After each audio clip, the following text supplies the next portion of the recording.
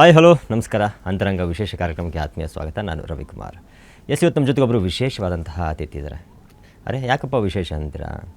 ಇವರು ದೊಡ್ಡ ಮನೆ ಕುಟುಂಬದ ಕುಡಿಯಾದರೂ ಕೂಡ ಎಲ್ಲೋ ಒಂದು ಕಡೆ ಅಹಂ ಇಲ್ಲದೆ, ಅಂದರೆ ಸರ್ವೇ ಸಾಮಾನ್ಯ ವ್ಯಕ್ತಿ. ನಿಜಕ್ಕೂ ನಾವು ಜೊತೆ ಮಾತಾಡಬೇಕಂತ ತುಂಬ ಖುಷಿ ಆಗುತ್ತೆ ನನಗೆ. ಯಾಕಂದರೆ ಅಷ್ಟು ಸರಳ ವ್ಯಕ್ತಿತ್ವ. ಯಾಕಂದರೆ ಅಣ್ಣವರ ಕುಟುಂಬದಿಂದ ಬಂದಂತಹ ಪ್ರತಿಯೊಬ್ಬರೂ ನಾವು ನೋಡ್ತಾ ಬಂದಾಗ ಆ ಸರಳತೆ ಅನ್ನೋದು ಎದ್ದು ಕಾಣ್ತಾ ಇರುತ್ತೆ. ಸೊ ನಮ್ಮೆಲ್ಲರ ಪ್ರೀತಿಯ ಷಣ್ಮುಖ ಗೋವಿಂದರಾಜ್ ಅವರು ನಮ್ಮ ಜೊತೆಗಿದ್ದಾರೆ. ಬನ್ನಿ ಅವ್ರ ಜೊತೆ ಒಂದಿಷ್ಟು ಮಾತುಕತೆಯನ್ನು ಮಾಡ್ತಾ ಹೋಗೋಣ. ಸರ್, ಮೊದಲನೇದಾಗಿ ಆತ್ಮೀಯ ಸ್ವಾಗತ ನಿಮಗೆ. ನಮಸ್ತೆ sir, thank you. Beautiful introduction ಹೇಳಿದ್ರೆ ಭಾಳ ಖುಷಿ ಆಯಿತು.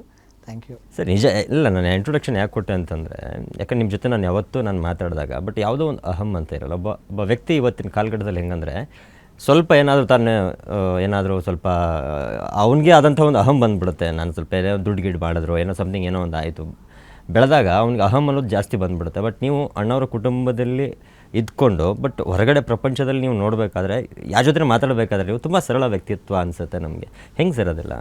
ಸರ್, ಈಗ ನಮ್ಮ ಇಡೀ ಜೀವನನ ನಾವು ರೂಪಿಸ್ಕೊಂಡಿರೋದೇ ನಮ್ಮ ತಾತ ಅಜ್ಜಿಯವರ ಬದುಕನ್ನು ನೋಡಿ. ಅವರು ಇದ್ದಿದ್ದೇ ಹೀಗೆ.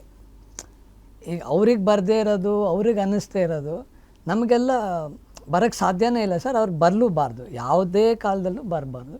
ಹಾಗಾಗಿ ಇದೊಂದು ಕಾನ್ಷಿಯಸ್ ಎಫರ್ಟ್. ಅಂದರೆ ಯಾವತ್ತೂ ಬೇರೆ ರೀತಿ ನಡ್ಕೊಳ್ಬಾರ್ದು ಅನ್ನೋದು ದಿನ ನಮಗೆ ನಾವೇ ಹೇಳ್ಕೊಳ್ಳೋ ಅಂಥ ಒಂದು ವಿಷಯ. ಆದ್ದರಿಂದ ಹಾಗೆ ಸರ್, ಅವರನ್ನು ನೋಡಿ ಕಲ್ತಿರೋ ನಂಬರ್ 1 ವಿಷಯ ಅಂದರೆ ಇದೆ. ನಿಜ ಇಲ್ಲ, ಯಾಕೆ ತುಂಬ ಮುಖ್ಯ. ಅದಕ್ಕೆ ಇವತ್ತಿನ ಇದರಲ್ಲಿ ಸರಳತೆ ಅನ್ನುವಂಥದ್ದು ತುಂಬ ಒಬ್ಬ ಮನುಷ್ಯನಿಗೆ ರೂಢಿಸ್ಕೊಳ್ಳೋದು ತುಂಬ ಕಷ್ಟದ ಕೆಲಸ ಅಂತಲೇ ಹೇಳ್ಬೋದು. ಬಟ್ ಎಲ್ಲ ಒಂದು ಕಡೆ ನಿಮ್ಗೆ ಬಂದಿರುವಂಥದ್ದು, ಯಾಕಂದ್ರೆ ಅಣ್ಣವರ ಒಂದು ಇದರಲ್ಲಿರ್ಬೋದು, ನಿಮ್ಗೆ ಇಡೀ ಒಂದು ಒಟ್ಟಾರೆ. ಯಾಕಂದ್ರೆ ಒಂದು ಕಡೆ ನೀವು, ನನಗನ್ಸಿದ ಮಟ್ಟಿಗೆ ನಿಮ್ಮ ಕುಟುಂಬ ಅನ್ನುವಂಥದ್ದು ಒಂದು ದೊಡ್ಡ ಒಂದು ಯೂನಿವರ್ಸಿಟಿ. ಈ ಕಲೆಯ ಒಂದು ದೊಡ್ಡ ಯೂನಿವರ್ಸಿಟಿ ಅಂದರೆ ತಪ್ಪಾಗಲ್ಲ ಅಂತಲೇ ಹೇಳ್ಬೋದು. ಯಾಕಂದರೆ ನೀವು ಚಿಕ್ಕ ವಯಸ್ಸಿಂದ ಅಣ್ಣವ್ರು ನೋಡ್ತಾ ಇದ್ರಿ, ಆ್ಯಂಡ್ ಕಲಾವಿದರುಗಳನ್ನು ನೋಡ್ತಾ ಇದ್ರಿ. ಆ ನಂತರದಲ್ಲಿ ಶಿವಣ್ಣ ಆಗಿರಬಹುದು, ಅಪ್ಪು ಸರ್ ಇರ್ಬೋದು, ರಾಘಣ್ಣ ಇರ್ಬೋದು, ಪ್ರತಿದಿನಗಳನ್ನು ನೋಡ್ತಾ ಅದೆಲ್ಲ ಒಂದು ಕಡೆ ರೂಢಿ ಮಾಡ್ಕೊಳ್ತಾ ಬಂದರೆ. ಬಟ್ ನನಗೆ ಅನಿಸಿದ್ದೆ, ಈಗ ಇಷ್ಟೆಲ್ಲ ನೀವು ನೋಡಿದ್ರಲ್ವಾ, ಏನು ಕಲಿತ್ರಿ ನೀವು ಅನ್ನೋದು ನನಗೊಂದು ಪ್ರಶ್ನೆ. ಸರ್, ನಾನು ಆಗಲೇ ಶುರು ಮಾಡ್ತಾನೆ ಹೇಳಿದೆ, ನಮ್ಮ ಇಡೀ ಜೀವನನೇ, ಇಡೀ ನಮ್ಮ ಪರ್ಸ್ನಾಲಿಟಿ, ಲೈಫು ಎಲ್ಲ ಅವ್ರುಗಳ ಒಂದು ಲೈಫ್ನ ಇನ್ಸ್ಪಿರೇಷನ್ ನಮಗೆ ಪ್ರತಿಯೊಂದು. ಅಂದರೆ ಸಿಂಪಲ್, ಬೆಳಗ್ಗೆದ್ದು ದೇವ್ರಿಗೆ ನಮಸ್ಕಾರ ಮಾಡಬೇಕು, ಊಟದ ವಿಷಯದಲ್ಲಿ ನಾವು ಯಾವತ್ತೂ ಅನ್ನನ ವೇಸ್ಟ್ ಮಾಡಬಾರ್ದು. ಆಮೇಲೆ ಇನ್ನೊಬ್ಬರಿಗೆ ಬೇಜಾರಾಗೋ ಥರ, ಹರ್ಟ್ ಆಗೋ ಥರ ಮಾತಾಡಬಾರ್ದು. ಭಾಳ ಜನ ಅಬ್ಸರ್ವ್ ಮಾಡಿರ್ತಾರೆ ಇದು. ನಮ್ಮ ತಾತ ಯಾರನ್ನು, ನಾನು ನೋಡ್ದಂಗೆ ಯಾರನ್ನು ಸಿಂಗ್ಯುಲರಲ್ಲಿ ಮಾತಾಡಿಸಿದ್ದೇ ಇಲ್ಲ. ಎಂಥ ವಯಸ್ಸಿನವ್ರಾಗಿರ್ಬೋದು, ಅವ್ರಿಗಿಂತ ದೊಡ್ಡವ್ರು ಇರ್ಬೋದು, ಅವ್ರಿಗಿಂತ ಎಷ್ಟೇ ವಯಸ್ಸು ಚಿಕ್ಕವರಾಗಿದ್ರು, ಹೋಗಪ್ಪ, ಹೋಗಮ್ಮ, ಹೋಗಪ್ಪ, ಬಾರಮ್ಮ, ಬಾರಪ್ಪ, ಹೋಗೋ ಬಾರೋ ಅನ್ನೋದೆಲ್ಲ ಅವರ ಭಾಷೆಯಲ್ಲಿ ಇಲ್ಲವೇ ಇಲ್ಲ. ಆಮೇಲೆ ಡಿಸಿಪ್ಲಿನ್ ಹೇಳ್ತಾ ಹೋದರೆ ಅದು ಪಟ್ಟಿ ಬೆಳ್ಕೊಂಡೇ ಹೋಗೋದು ಸರ್. ಪ್ರತಿಯೊಂದೂ ಅಂದರೆ ಪ್ರೊಫೆಷ್ನಲ್ ಲೈಫಲ್ಲಿರ್ಬೋದು, ಪರ್ಸ್ನಲ್ ಲೈಫಲ್ಲಿರ್ಬೋದು, ಎಲ್ಲದನ್ನು ಅವರಿಂದನೇ ಕಲ್ತಿರೋದು. ಆ್ಯಂಡ್ ಪ್ರೊಫೆಷ್ನಲ್ ಲೈಫಿಗೆ ಬಂದರೆ ಡಿಸಿಪ್ಲಿನ್ನು, ಟೈಮು, ಯಾರ್ದು ಟೈಮ್ ವೇಸ್ಟ್ ಮಾಡಬಾರ್ದು, ಯಾರನ್ನೂ ಕಾಯಿಸ್ಬಾರ್ದು, ಕೆಲಸದ ಮೇಲೆ ಶ್ರದ್ಧೆ ಇರಬೇಕು. ಇವೆಲ್ಲ ಸಾಕಷ್ಟು ಸರ್. ಆ್ಯಂಡ್ ನಮ್ಮ ತಾತ ಅಷ್ಟೇ ಅಲ್ಲ, ನೀವು ಯಾರ ಬಗ್ಗೆನಾರ ಕೇಳಿ, ಶಿವಣ್ಣವ್ರ ಬಗ್ಗೆ ಕೇಳಿ, ಶಿವಮಾಮನ ಬಗ್ಗೆ ಕೇಳಿ, ರಾಘುಮಾಮನ ಬಗ್ಗೆ ಕೇಳಿ, ಅಪ್ಪು ಮಾಮನ ಬಗ್ಗೆ ಕೇಳಿ, ಅವರೂ ಯಾರೂ ಒಂದಿನ ಈ ಥರ ಲೇಟಾಗಿ ಬಂದರು, 9 ಗಂಟೆ ಕಾಲ್ ಶೀಟಿಗೆ 10 ಗಂಟೆಗೆ ಬರೋ 11 ಗಂಟೆ, ನಿಮಗೆ ಆ ಥರ ಒಂದು ಇನ್ಸಿಡೆಂಟ್ಸ್ ಕೇಳೋಕ್ಕೆ ಸಿಗೋದೇ ಇಲ್ಲ. ನಿಜ ನಿಜ ನಿಜ. ಯಾಕಂದರೆ ಅಣ್ಣವ್ರು ಹಾಗೆ ಕೊಟ್ಟ ಹಾದಿ ಅನಿಸುತ್ತೆ ಮೋಸ್ಟ್ಲಿ. ಹೌದು ಸರ್. ಸೊ ಆ ಥರದ್ದು. ಹಾಗಾಗಿ ನಮಗೆ ಅವ್ರನ್ನ ನೋಡಿದಾಗ, ಈಗ ಅವ್ರು ಹೇಗಿದ್ದಾರೆ ನಾವು ಹಾಗೆ ಇರಬೇಕು ಅನ್ನೋದು ನಮ್ಮ ಆಸೆ. ಎಕ್ಸಾಕ್ಟ್ ಅದು ಕಾಪಿ, ಹಾಗೇ ನಾವು ಇರಬೇಕು ಅಂತ. ಸೊ ತಕ್ಕ ಮಟ್ಟಿಗೆ ಆದಷ್ಟು ಅದನ್ನು ನಡೆಸ್ಕೊಂಡು ಹೋಗ್ತಾ ಇದ್ದೀವಿ ಸರ್. ನಿಜ. ಇನ್ನೊಂದು ಒಂದು ಕಡೆ, ಈಗ ಅಣ್ಣವ್ರ ಕುಟುಂಬ ಅಂದರೆ ಇಡೀ ಮನೆ ತುಂಬ ಮೊಮ್ಮಕ್ಕಳುಗಳು, ಮಕ್ಕಳು ಎಲ್ಲವೂ ಕೂಡಿದ ಒಂದು ಸಂಸಾರ. ತುಂಬ ಅಣ್ಣವ್ರಿಗೆ ತುಂಬ ಅಂದರೆ ಮುದ್ದಿನ ಮೊಮ್ಮಗ ಅಂತಂದರೆ ಯಾರು ಇರ್ತಾಯಿದ್ರು ಸರ್? ಸರ್, ಅದು ಹಾಗೆ ನಾವು ಯಾವತ್ತೂ ನೋಡೇ ಇಲ್ಲ ಸರ್. ಏನು ದೇರ್ ವರ್ ನೋ ಫೇವ್ರೆಟ್ಸ್. ಅಂದರೆ ನಾನು ಅದನ್ನು ಒಂದು ಸಾರಾಂಶವಾಗಿ ಹೇಳಬೇಕಂದ್ರೆ, ಎಲ್ಲರೂ ಅಷ್ಟೇ ಪ್ರೀತಿಯಿಂದ ಅಷ್ಟೇ ಮುದ್ದಿಂದ ಅವರು ನೋಡ್ತಾಯಿದ್ರು ಸರ್. ಆ್ಯಂಡ್ ನೀವು ನಮ್ಮ ಜನ್ರೇಷನಲ್ಲಿ ಯಾವ ಮಕ್ಕಳನ್ನಾದರೂ ಕೇಳಿ, ಯಾರನ್ನಾದರೂ ಕೇಳಿ, ಎಲ್ರಿಗೂ ಹೇಳ್ಕೊಳ್ಳೋಕ್ಕೆ ಒಂದಷ್ಟು ಕತೆಗಳಿದೆ ತಾತ ಅಜ್ಜಿ ಬಗ್ಗೆ, ಒಂದಷ್ಟು ಎಕ್ಸ್ಪೀರಿಯನ್ಸಸ್ ಇದೆ. ಎಲ್ಲರೂ ಬೇರೆ ಬೇರೆ ಥರ ಅವರನ್ನು ಎಕ್ಸ್ಪೀರಿಯನ್ಸ್ ಮಾಡಿದ್ದೀವಿ ಸರ್. ಆ ಟೈಮಲ್ಲಿ ಸರ್ ಇವಾಗ ಒಂದು ಕೂಡಿದ ಕುಟುಂಬದಲ್ಲಿದ್ದಾಗ ಎಲ್ಲರೂ ಒಂದೇ ಕಡೆ ಇದ್ದಾಗ, ಬಟ್ ಅವತ್ತಿನ ಒಂದು ಅನುಭವ ನೋಡುವಂಥ ಇವಾಗ ಸಪ್ರೇಟ್ ಆಗಿ ಒಂದು ಕಡೆ ಅಂದರೆ ಬೆಳೀತಾ ಏನಾಗುತ್ತೆ, ಪ್ರತಿಯೊಬ್ಬರು ಅವ್ರವ್ರ ದಾರಿಗಳನ್ನು ನೋಡ್ತಾ ಹೋಗ್ತಾರೆ, ಅದು ಸರ್ವೇ ಸಾಮಾನ್ಯವಾಗಿ ಇದ್ದೇ ಇರುತ್ತೆ. ಬಟ್ ಅವತ್ತಿನ ಕಾಲಘಟ್ಟದಲ್ಲಿ ಹೆಂಗಿತ್ತು ಆ ಕುಟುಂಬ, ಹೆಂಗಿತ್ತು, ಆಮೇಲೆ ಯಾವ ಥರ ಇರ್ತಾಯಿದ್ರು ಅಣ್ಣವರಾಗಿರ್ಬೋದು, ಪಾರ್ವತಮ್ಮ ಇರಬಹುದು, Shivanna and Appu sir and Raghanna ಅವರು ಹೆಂಗಿರ್ತಾಯಿದ್ರು ಆ ಒಂದು ಮೂಮೆಂಟಲ್ಲಿ? ನಾವೆಲ್ಲ ಹುಟ್ಟುವಾಗ ಈಗ ಶಿವಣ್ಣ ಮಾಮ ಆಲ್ರೆಡಿ ಸಿನಿಮಾಗೆ ಬಂದಿದ್ದರು, ರಾಘು ಮಾಮ ಬರ್ತಾಯಿದ್ರು. ಸೊ ನಾವು ಸ್ವಲ್ಪ ಬೆಳೆದು ನಮ್ಗೆ ಅವೆಲ್ಲ ಅರ್ಥ ಆಗೋಷ್ಟೊತ್ತಿಗೆ ಅವರು ಬ್ಯುಸಿಯಾಗಿ ಇರ್ತಿದ್ರು. ತಾತನೂ ಆ ಟೈಮಲ್ಲಿ ಆ್ಯಕ್ಟ್ ಮಾಡಿ 3 ಜನ ಮಾಡ್ತಿದ್ರು ಆಗ, ಶಿವಮಾಮ, ರಾಘು ಮಾಮ, ತಾತ, 3 ಜನ. ನಮಗೆ ಏನಾರ ರಜಾ ಏನಾರು ಅಂದರೆ ಶೂಟಿಂಗ್ ಹೋಗೋದೇ ನಮಗೆ ಟೈಮ್ ಪಾಸ್. ಶೂಟಿಂಗ್ ಬಿಟ್ಟು ಮನೆಯಲ್ಲಿದ್ದಾಗ ಆ ಸಂಭ್ರಮ ಎಷ್ಟು ಹೇಳಿದ್ರೂ ಕಮ್ಮಿ ಸರ್. ಎಲ್ಲ ಕೊಡ್ತಾಯಿದ್ವಿ. ಒಂದು ಈಗ ರಜಾ ಅಂದರೆ ಸ್ಯಾಟರ್ಡೇ ಸಂಡೇ ಎಲ್ಲರೂ ಒಂದೇ ಜಾಗದಲ್ಲಿ ತಾತನ ಮನೆಯಲ್ಲಿ ಸೇರ್ತಾಯಿದ್ವಿ. ಊಟ ಮಾಡೋದು ಅಂದರೆ ಊಟ ಅಂದರೆ ಅದೊಂಥರ ಏನು ಹೇಳಿ, ಈ ಹೋಟ್ಲಲ್ಲಿ ಲಂಚ್ ಅವರು 1 o'clock ಸ್ಟಾರ್ಟ್ ಆದರೆ 3 o'clock 4 o'clock ಆ ಥರ ಅಷ್ಟೂ ಜನ. ತಾತನ ಮನೇಲಿ ಹಿಂದ್ಗಡೆ ಒಂದು ಜಾಗ ಇತ್ತು, ಅಲ್ಲೇ ಎಲ್ಲರೂ ಕೆಳಗೆ ಕೂತ್ಕೊಂಡು ಮಕ್ಕಳೆಲ್ಲ ಒಟ್ಟಿಗೆ ಊಟ ಮಾಡ್ತಾಯಿದ್ವಿ. ಮಕ್ಕಳಂದರೆ ದೊಡ್ಡವರೆಲ್ಲ ಊಟ ಮಾಡೋರು, ತಾತ ಮಾಡೋರು, ಅಜ್ಜಿ ಮಾಡೋರು. ಹೀಗೆ ಭಾಳ ಚೆನ್ನಾಗಿತ್ತು ಸರ್. ಆ್ಯಂಡ್ ನಾ ಹೇಳಬೇಕಂದ್ರೆ ಎಕ್ಸ್ಟ್ರೀಮ್ಲಿ ಬ್ಲೆಸ್ಡ್ ಆ ಒಂದು ಟೈಮ್ನ ನಾವು ಎಕ್ಸ್ಪೀರಿಯೆನ್ಸ್ ಮಾಡೋದಕ್ಕೆ ತಾತ ಅಜ್ಜಿ ಜೊತೆ. ಒಂದು ಮರೆಯೋಕ್ಕಾಗಲ್ಲ ಅಂತ ಒಂದು ಘಟನೆ ಸರ್ ಆ ಟೈಮಲ್ಲಿ ನಿಮ್ಗೆ, ಆ ಚೈಲ್ಡ್ ಏಜಲ್ಲಿ ಆ್ಯಂಡ್ ನಿಮಗೆ ತಿಳುವಳಿಕೆ ಬಂದಾಗ ಆ ಮನೆಯಲ್ಲಿ. ಸೊ ನಿಮಗೊಂದು ಮರೆಯೋಕ್ಕಾಗಲ್ಲ ಈ ಘಟನೆ, ನನಗೆ ಇನ್ನೂ ಇವತ್ತಿಗೂ ನನಗೆ ಹಿಂಗೆ ಕಣ್ಣು ಕಟ್ತಾಗಿದೆ ಅಂತ ಅನ್ನೋದಾದ್ರೆ ಯಾವ ಥರದ್ದು ಘಟನೆಗಳಿದೆ ಸರ್ ನಿಮಗೆ? ಸರ್ ಖುಷಿಯಾಗಿರೋದು ಕಷ್ಟದ್ದು ಎರಡೂ ಹೇಳ್ತೀನಿ. ಖುಷಿಯಾಗಿರೋದು ಅಂದರೆ ನ್ಯೂ ಇಯರ್ಸು, ಹೊಸ ವರ್ಷ, ಆಮೇಲೆ ದೀಪಾವಳಿ ಎರಡಂತೂ ಇಡೀ ಫ್ಯಾಮಿಲಿ ಅಂದರೆ ಇನ್ಕ್ಲೂಡಿಂಗ್ ಎಕ್ಸ್ಟೆಂಡೆಡ್ ಫ್ಯಾಮಿಲಿ ನಮ್ಮ ತಾತನ ಮನೆಯಲ್ಲೇ ಸೇರ್ತಾಯಿದ್ದೀವಿ ಸರ್. ನಮಗೆ ನ್ಯೂ ಇಯರ್ಗೆಲ್ಲ ಆಚೆ ಹೋಗಿ ಆ ಕಾನ್ಸೆಪ್ಟೇ ಗೊತ್ತಿಲ್ಲ. ಆ್ಯಂಡ್ ನಮ್ಮ ತಾತ ಲೇಟಾಗಿ ಮಲ್ಗ್ತಾ ಇದ್ದಿದ್ದು ಅವತ್ತೊಂದೇ ದಿನ, 12 ಗಂಟೆಗೆ ನ್ಯೂ ಇಯರ್ ಸೆಲಿಬ್ರೇಷನ್ ಎಲ್ಲರಿಗೂ ವಿಶ್ ಮಾಡಿ ಆಮೇಲೆ ಹೋಗಿ ಮಲ್ಕೊಳ್ಳೋರು. ಬಟ್ 12 ಗಂಟೆ ಮುಂಚೆ ಅಂದರೆ ಒಂದು 8 ಗಂಟೆ 7 o'clockಯಿಂದನೇ ಎಲ್ಲರೂ ಒಟ್ಟಿಗೆ ಕೂತ್ಕೊಂಡು ಒಂದಷ್ಟು ಆ್ಯಕ್ಟಿವಿಟೀಸ್ ಅಂದರೆ ಹಾಡು ಹಾಡೋದು, ಡ್ಯಾನ್ಸ್ ಮಾಡೋದು, ಇಲ್ಲ ನಾವು ಮಕ್ಕಳೆಲ್ಲ ಸೇರ್ಕೊಂಡು ಒಂದು ಸ್ಕಿಟ್ ತಯಾರು ಮಾಡ್ತಾಯಿದ್ವಿ. ಡಿಸೆಂಬರ್ ಒಂದು 23rd 24th ನಮಗೆ ಇಯರ್ ಎಂಡ್ ಇದು ಬರ್ತಿತ್ತಲ್ಲ ಬ್ರೇಕ್. ಸೊ ಎಲ್ಲರೂ ಆವಾಗಲೇ ತಾತನ ಮನೆಗೆ ಬಂದು 1 ವಾರ ಫುಲ್ ಪ್ರಾಕ್ಟೀಸ್ ಮಾಡೋದು, ಇದು ಈ ಸಾಂಗ್ ಡ್ಯಾನ್ಸ್ ಮಾಡೋಣ, ಈ ಸಾಂಗ್ ಹಾಡೋಣ ಅಂತೆಲ್ಲ. ಸೊ ಫುಲ್ ಆಮೇಲೆ ಎಲ್ಲರೂ ಫ್ಯಾಮಿಲಿಯಲ್ಲಿ ಯಾರು ಬರ್ತಾರೆ ಎಲ್ಲರೂ ಹಾಡು ಹಾಡೋರು, ನಮ್ಮ ತಾತನೂ ಹಾಡೋರು. ಅದನ್ನಂತೂ ನಾನು ಮರೆಯೋಕ್ಕೆ ಸಾಧ್ಯ ಇಲ್ಲ. ಅದು ಬಿಟ್ಟರೆ ದೀಪಾವಳಿಲೂ ಎಲ್ಲ 3 ದಿನ ತಾತನ ಮನೆಯಲ್ಲಿ ಸೇರ್ತಾಯಿದ್ವಿ. ಒಂದಿನ 1-2 ದಿನ ತಾತನ ಮನೆಯಲ್ಲಿ ಪಟಾಕಿ ಹೊಡೆದ್ರೆ, ಒಂದಿನ ಶಿವಮಾಮನ ಮನೆಯಲ್ಲಿ. ಅವರು ಅಷ್ಟೇ ಎಲ್ಲರೂ ಸೇರಿಸೋರು ಅವ್ರ ಮನೆಯಲ್ಲಿ. ಆ ಮೂಮೆಂಟ್ಸ್ ಎಲ್ಲ ಇವತ್ತಿಗೂ ಮರೆಯೋಕ್ಕಾಗಲ್ಲ ಸರ್. ಥ್ಯಾಂಕ್ಫುಲಿ ಆವಾಗಿನ ಸೆಲೆಬ್ರೇಷನ್ದು ಫೋಟೋಸ್, ಕೆಲವೊಂದು ಆಲ್ಬಮ್ಸ್ ಎಲ್ಲ ಇದೆ. ಸೊ ಯಾವಾಗಲಾದರೂ ಅದೆಲ್ಲ ನೆನಪಾದಾಗ ಅದನ್ನ ನೋಡಿಕೊಂಡು ಖುಷಿ ಪಡ್ತೀವಿ ಸರ್ ಎಲ್ಲರೂ ಮನೆಯಲ್ಲಿ. ಅಫ್ಕೋರ್ಸ್ ಕೈಘಟನೆ ಅಂದರೆ ಎಲ್ರಿಗೂ ಗೊತ್ತು, 2000 ಇಸ್ವಿಯಲ್ಲಿ ಅದು ವೀರಪ್ಪಂದು ಕೇಸ್ ಆಗಿದ್ದು. ಅದಂತೂ ಯಾವ ಕಾಲಕ್ಕೂ ಮರೆಯೋಕ್ಕೆ ಸಾಧ್ಯನೇ. ಯಾವ ವಯಸ್ಸಲ್ಲಿದ್ರಿ ಸರ್ ಆ ಟೈಮ್? ನಾನು ಅವಾಗ PUC ಫಸ್ಟ್ ಇಯರ್ ಜಸ್ಟ್ ಅವಾಗ. ಹೌದು, ಓಕೆ ಫಸ್ಟ್ ಇಯರ್ PU. ನಾನು ಅವಾಗ ಏನು ನಾಲೆಜ್ ಇತ್ತು ನಿಮಗೆಲ್ಲ ಅಂದರೆ ಅವತ್ತು, ಯಾಕಂದರೆ ಏನು ನಡೀತಾ ಇತ್ತು ಏನಿಲ್ಲ ಅನ್ನೋದು ಗೊತ್ತಿತ್ತು. ತಾತನ ಮನೆಯಲ್ಲೇ ಅಂದರೆ ನಮ್ಮ ಅಕ್ಕನೂ ನಾವು ಆಲ್ಮೋಸ್ಟ್ ನಾವು ಬುದ್ಧಿ ಬಂದಾಗಿಂದ ನಮ್ಮ ತಾತನ ಮನೆಯಲ್ಲೇ ಮಲಗ್ತಾಯಿದ್ದೆ ಸರ್, ದಿನಾಗಲೂ. ಸೊ ಅವತ್ತೂ ಹಾಗೆ ಸಂಡೇ ಅವತ್ತು ಮಲಗಿದ್ದೀವಿ. ನೀವು ಹೋಗಿದ್ರಾ ಗಾಜನೂರಿಗೆ? ಇಲ್ಲ ಇಲ್ಲ ಇಲ್ಲ ಇಲ್ಲಿ ಇಲ್ಲಿ ಬೆಂಗಳೂರಲ್ಲಿ ಮಲಗಿದ್ವಿ.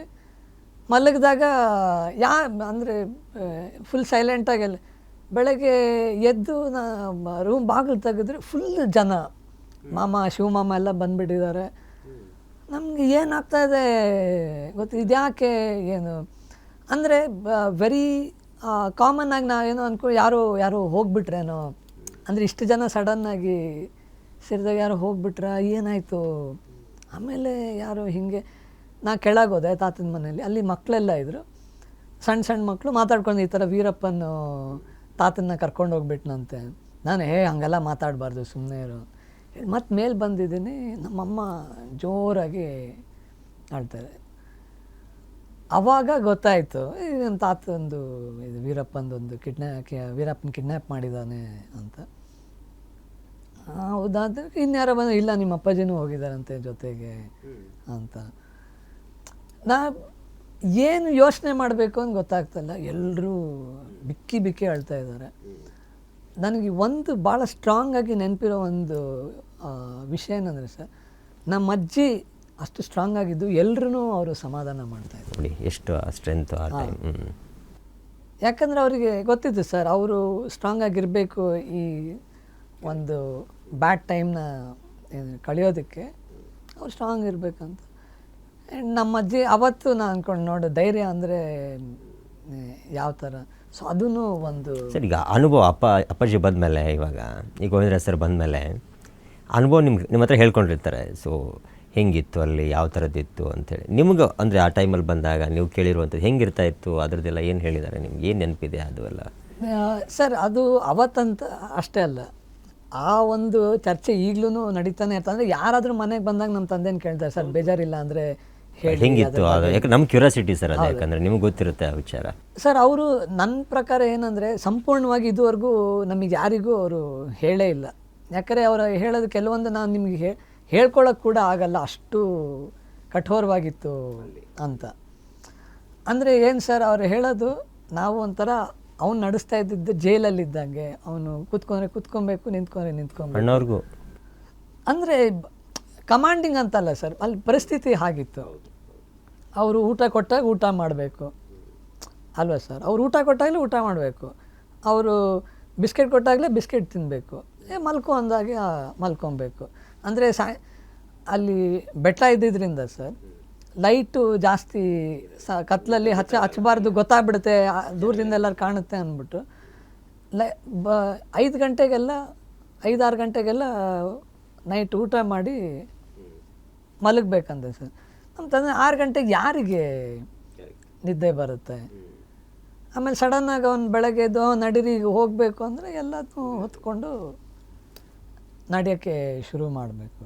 ಅದೇ ಕೆಲವುದೆಲ್ಲ ಅವ್ರು ಹೇಳಿದ್ರು ನೀರೆಲ್ಲ ಎಲ್ಲಿ ಯಾವ ಕೆರೆ ನದಿ ಹರಿತಿದ್ರೆ ಏನಾರು ನೀರು ಹರಿತಿದ್ರೆ ಅಲ್ಲೇ ಇಟ್ಕೊಂಡು ಕೊಡಿ. ಅದು ಕಲರ್ ಸುಮ್ಮನೆ ಕಾಮಿಡಿಯಾಗಿ ನಮ್ಮ ತಂದೆ ಕಲರ್ ನೀರು ಕುಡ್ದಿದ್ದೀವಿ ನಾವು ಅಲ್ಲಿ. ನಮ್ಮ ತಾತ ಹೇಳೋರಂತೆ, ನೀರ್ದು ಕಲರ್ ನೋಡ್ಬಿಡಕ್ಕೆ ಸುಮ್ಮನೆ ಕುಡಿ, ಇಲ್ಲಾಂದರೆ ನೋಡಿಬಿಟ್ರೆ ಕುಡಿಯೋಕ್ಕಾಗಲ್ಲ, ಬಟ್ ಕುಡಿದೇನು ಇರೋಕ್ಕಾಗಲ್ಲ, ಕುಡಿಲೇಬೇಕಾಗ್ತದೆ ಹಾಗೆ. ಆಮೇಲೆ ಊಟ ಎಲ್ಲ ಕೊಡ್ತಿದೆ, ಬಟ್ ಆದರೂ ಅಲ್ಲಿ ಏನು ಪ್ರೊವೈಡ್ ಮಾಡೋಕ್ಕಾಗ್ತಿತ್ತು ಆ ಥರ. ಆಮೇಲೆ ಅವ್ರ ಟೀಮಲ್ಲಿ ಯಾರು ಒಬ್ಬರು ಏನು ದಿನಸಿ ರೇಷನ್ ತರೋಕ್ಕೆ ಅಂದ್ಬಿಟ್ಟು ಹೋದರೆ ಆಚೆಗೆ, ಕೆಲವೊಂದು ಸಲ 2-3 ದಿನ ಎಲ್ಲ ಆಗ್ಬಿಡೋದು, 3-4 ದಿನ ಏನೂ ಇಲ್ಲದೇ ಇರೋ ದಿನಗಳಲ್ಲಿ ಬರೀ ಇಡೀ ದಿನ ಬರೀ ಉರ್ಗಡ್ಲೆ ತಿನ್ಕೊಂಡು ಕಾಲ ಕಳೆದಿರೋ ಟೈಮ್ ಅಂಥ ದಿನಗಳು ಇತ್ತು.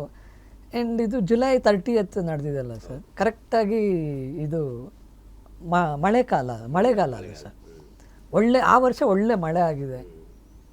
ಅವ್ರು ಹೇಳ್ತಿದ್ರು ಯಾವ ಡೈರೆಕ್ಷನಿಂದ ಮಳೆ ಬರ್ತಾಯಿದೆ ಆ ಡೈರೆಕ್ಷನ್ಗೆ ಒಂದು ಟಾರ್ಪೋಲ್ ಕಟ್ಟಿ ಅದಷ್ಟೇ ಪ್ರೊಟೆಕ್ಷನ್ನು, ಇನ್ನೇನು ಇಲ್ಲ. ಯಾಕಂದರೆ ಸಾಕಷ್ಟು ಸ್ಪೆಕ್ಯುಲೇಷನ್ ನಡೀತಾವನ್ನೆಲ್ಲ ಎಲ್ಲೋ ಗೆಸ್ಟ್ ಹೌಸಲ್ಲಿ ಇಟ್ಕೊಂಡಿದ್ದಾನೆ, ಟೆಂಟ್ ಹಾಕಿ ಇಟ್ಕೊಂಡಿದ್ದಾನೆ, ಹಂಗೆ ಮಾಡಿದ್ದಾನೆ ಹಿಂಗೆ ಮಾಡಿದ್ದಾನೆ, ಅದೆಲ್ಲ ಯಾವುದೂ ನಡೆದಿಲ್ಲ. ಆ್ಯಂಡ್ ನಮಗೇನು ಅದು ವಿಷಯ ಫಸ್ಟ್ ಗೊತ್ತಾದಾಗ ಏನು ಇದಾಗಿದೆ ಇಮ್ಮಿಡಿಯೇಟಾಗಿ ಎಲ್ಲ ಆಗುತ್ತೆ, 1 ವಾರದಲ್ಲಿ ಬಂದು ಮ್ಯಾಕ್ಸಿಮಮ್ ಅಂದರೆ 1 ವಾರದಲ್ಲಿ ಬಂದ್ಬಿಡು. 1 ವಾರ 2 ವಾರ ತಿಂಗಳು, ಅದು 108 ದಿನ ಬಟ್ ನಿಮಗೆ ಹೆಂಗೆ ಅನಿಸ್ತದೆ ಸರ್, ಅಪ್ಪಾಜಿ ಕೂಡ ಹೋಗ್ಬಿಟ್ಟಿದ್ದಾರೆ ಇವಾಗ ಅಲ್ಲಿ, ಅಂದರೆ ನಿಮ್ಮ ಅಣ್ಣವ್ರ ಜೊತೆಗೆ ಅಪ್ಪಾಜಿ ಹೋಗಿದ್ದಾರೆ, ನಿಮಗೆ ಹೆಂಗೆ ಅನಿಸ್ತದೆ ಸರ್? ಒಂದು ಕಡೆಯಿಂದ ಸ್ವಲ್ಪ ಜೊತೆಗೆ ನಮ್ಮ ತಂದೆ ಇದ್ದಾರಲ್ಲ ಅನ್ನೋ ಒಂದು ಸಮಾಧಾನ ಇತ್ತು ಸರ್. ಅಲ್ಲಿ ಕೇಳಿದಂತೆ ಯಾರು ಬರ್ತಿರೋದು ಎಲ್ಲರೂ ಇಲ್ಲ ಅಂತ ಹೇಳೋಕ್ಕೆ ಇಲ್ಲ ಅಂತ ಯಾರೂ ಹೇಳಲಿಲ್ಲ ಅಂತ. ಇಲ್ಲ ನಾವು ಬರ್ತೀವಿ. ಬಟ್ ರವಿ ಅಂತ ಡ್ರೈವರ್ ಹೋಗಿದ್ರು ಜೊತೆಗೆ, ಅವರನ್ನು ಅವರೇ ಹೇಳಿದ್ರಂತೆ ಈ ಥರ ಬೇಡ, ನೀವು ಅಮ್ಮವ್ರನ್ನ ಕರ್ಕೊಂಡು ಬೆಂಗಳೂರಿಗೆ ಹೋಗಿ, ನೀವು ಇಲ್ಲೇ. ಮಿಕ್ಕಿದವರೆಲ್ಲ ಹೋಗಿದ್ದಾರೆ ಜೊತೆ. ಕೇಳಿದ ತಕ್ಷಣ ಬರ್ತೀವಿ. ಹಂಗೂ ನಮ್ಮ ತಾತ ಹೇಳ್ದಂತೆ, ಅದು ಯಾಕೆ ನಿನಗೆ ಬೇಕಾಗಿರೋದು, ನಾನು ನನ್ನೊಬ್ಬನೇ ಕರ್ಕೊಂಡು ಹೋಗು. ಇಲ್ಲ ನಮ್ಮ ತಂದೆ ಇಲ್ಲ ಮಾಮ ಇಲ್ಲ ನಾನು ಬರ್ತೀವಿ ಅಂತ. ಇಲ್ಲಿದ್ದವ್ರು ಜೊತೆಗೆ ಹೋದವ್ರು 3 ಜನ ಜೊತೆಗೆ ಯಾರು ಹೋಗಿದ್ರು, ನಾಗಪ್ಪ ಅವರು, ನಾಗೇಶ್ ಅವರು, ನಮ್ಮ ತಂದೆ, ಎಲ್ಲರೂ ನಾವು ಹೋಗ್ತೀವಿ. ನಮ್ಮ ತಂದೆಯಿಂದ ಅಷ್ಟೇ ಅಲ್ಲ, ಈ ನಮ್ಮದೀಗ ಆಫೀಸು ಹೆಬ್ಬಾಳಲ್ಲಿದೆ ಸರ್, ಹೆಬ್ಬಾಳ ಅಮೃತಹಳ್ಳಿ. ನಾಗಪ್ಪ ಅವ್ರು ಬಂದು ಅಲ್ಲೇ ಇರೋದು. ಸೊ ಅವಾಗ ಸಿಗ್ತಾ ಇರ್ತಾರೆ ಅವರು. ಒಂದಿಷ್ಟು ನನಗೆ ಕ್ಯೂರಿಯಾಸಿಟಿ ತಡೆಯೋಕ್ಕಾಗದೆ ನಾನು ಕೇಳ್ತೀನಿ. ಅವ್ರು ಹೇಳ್ತಾಯೋ ಅಪ್ಪಾಜಿ ಹಂಗಿತ್ತು ಹಿಂಗಿತ್ತು ಅಂತ. ಬಟ್ ಅವರು ಭಾಳ ಎಲ್ಲ ಫಿಲ್ಟ್ರ್ ಮಾಡೇ ಹೇಳ್ತಾರೆ.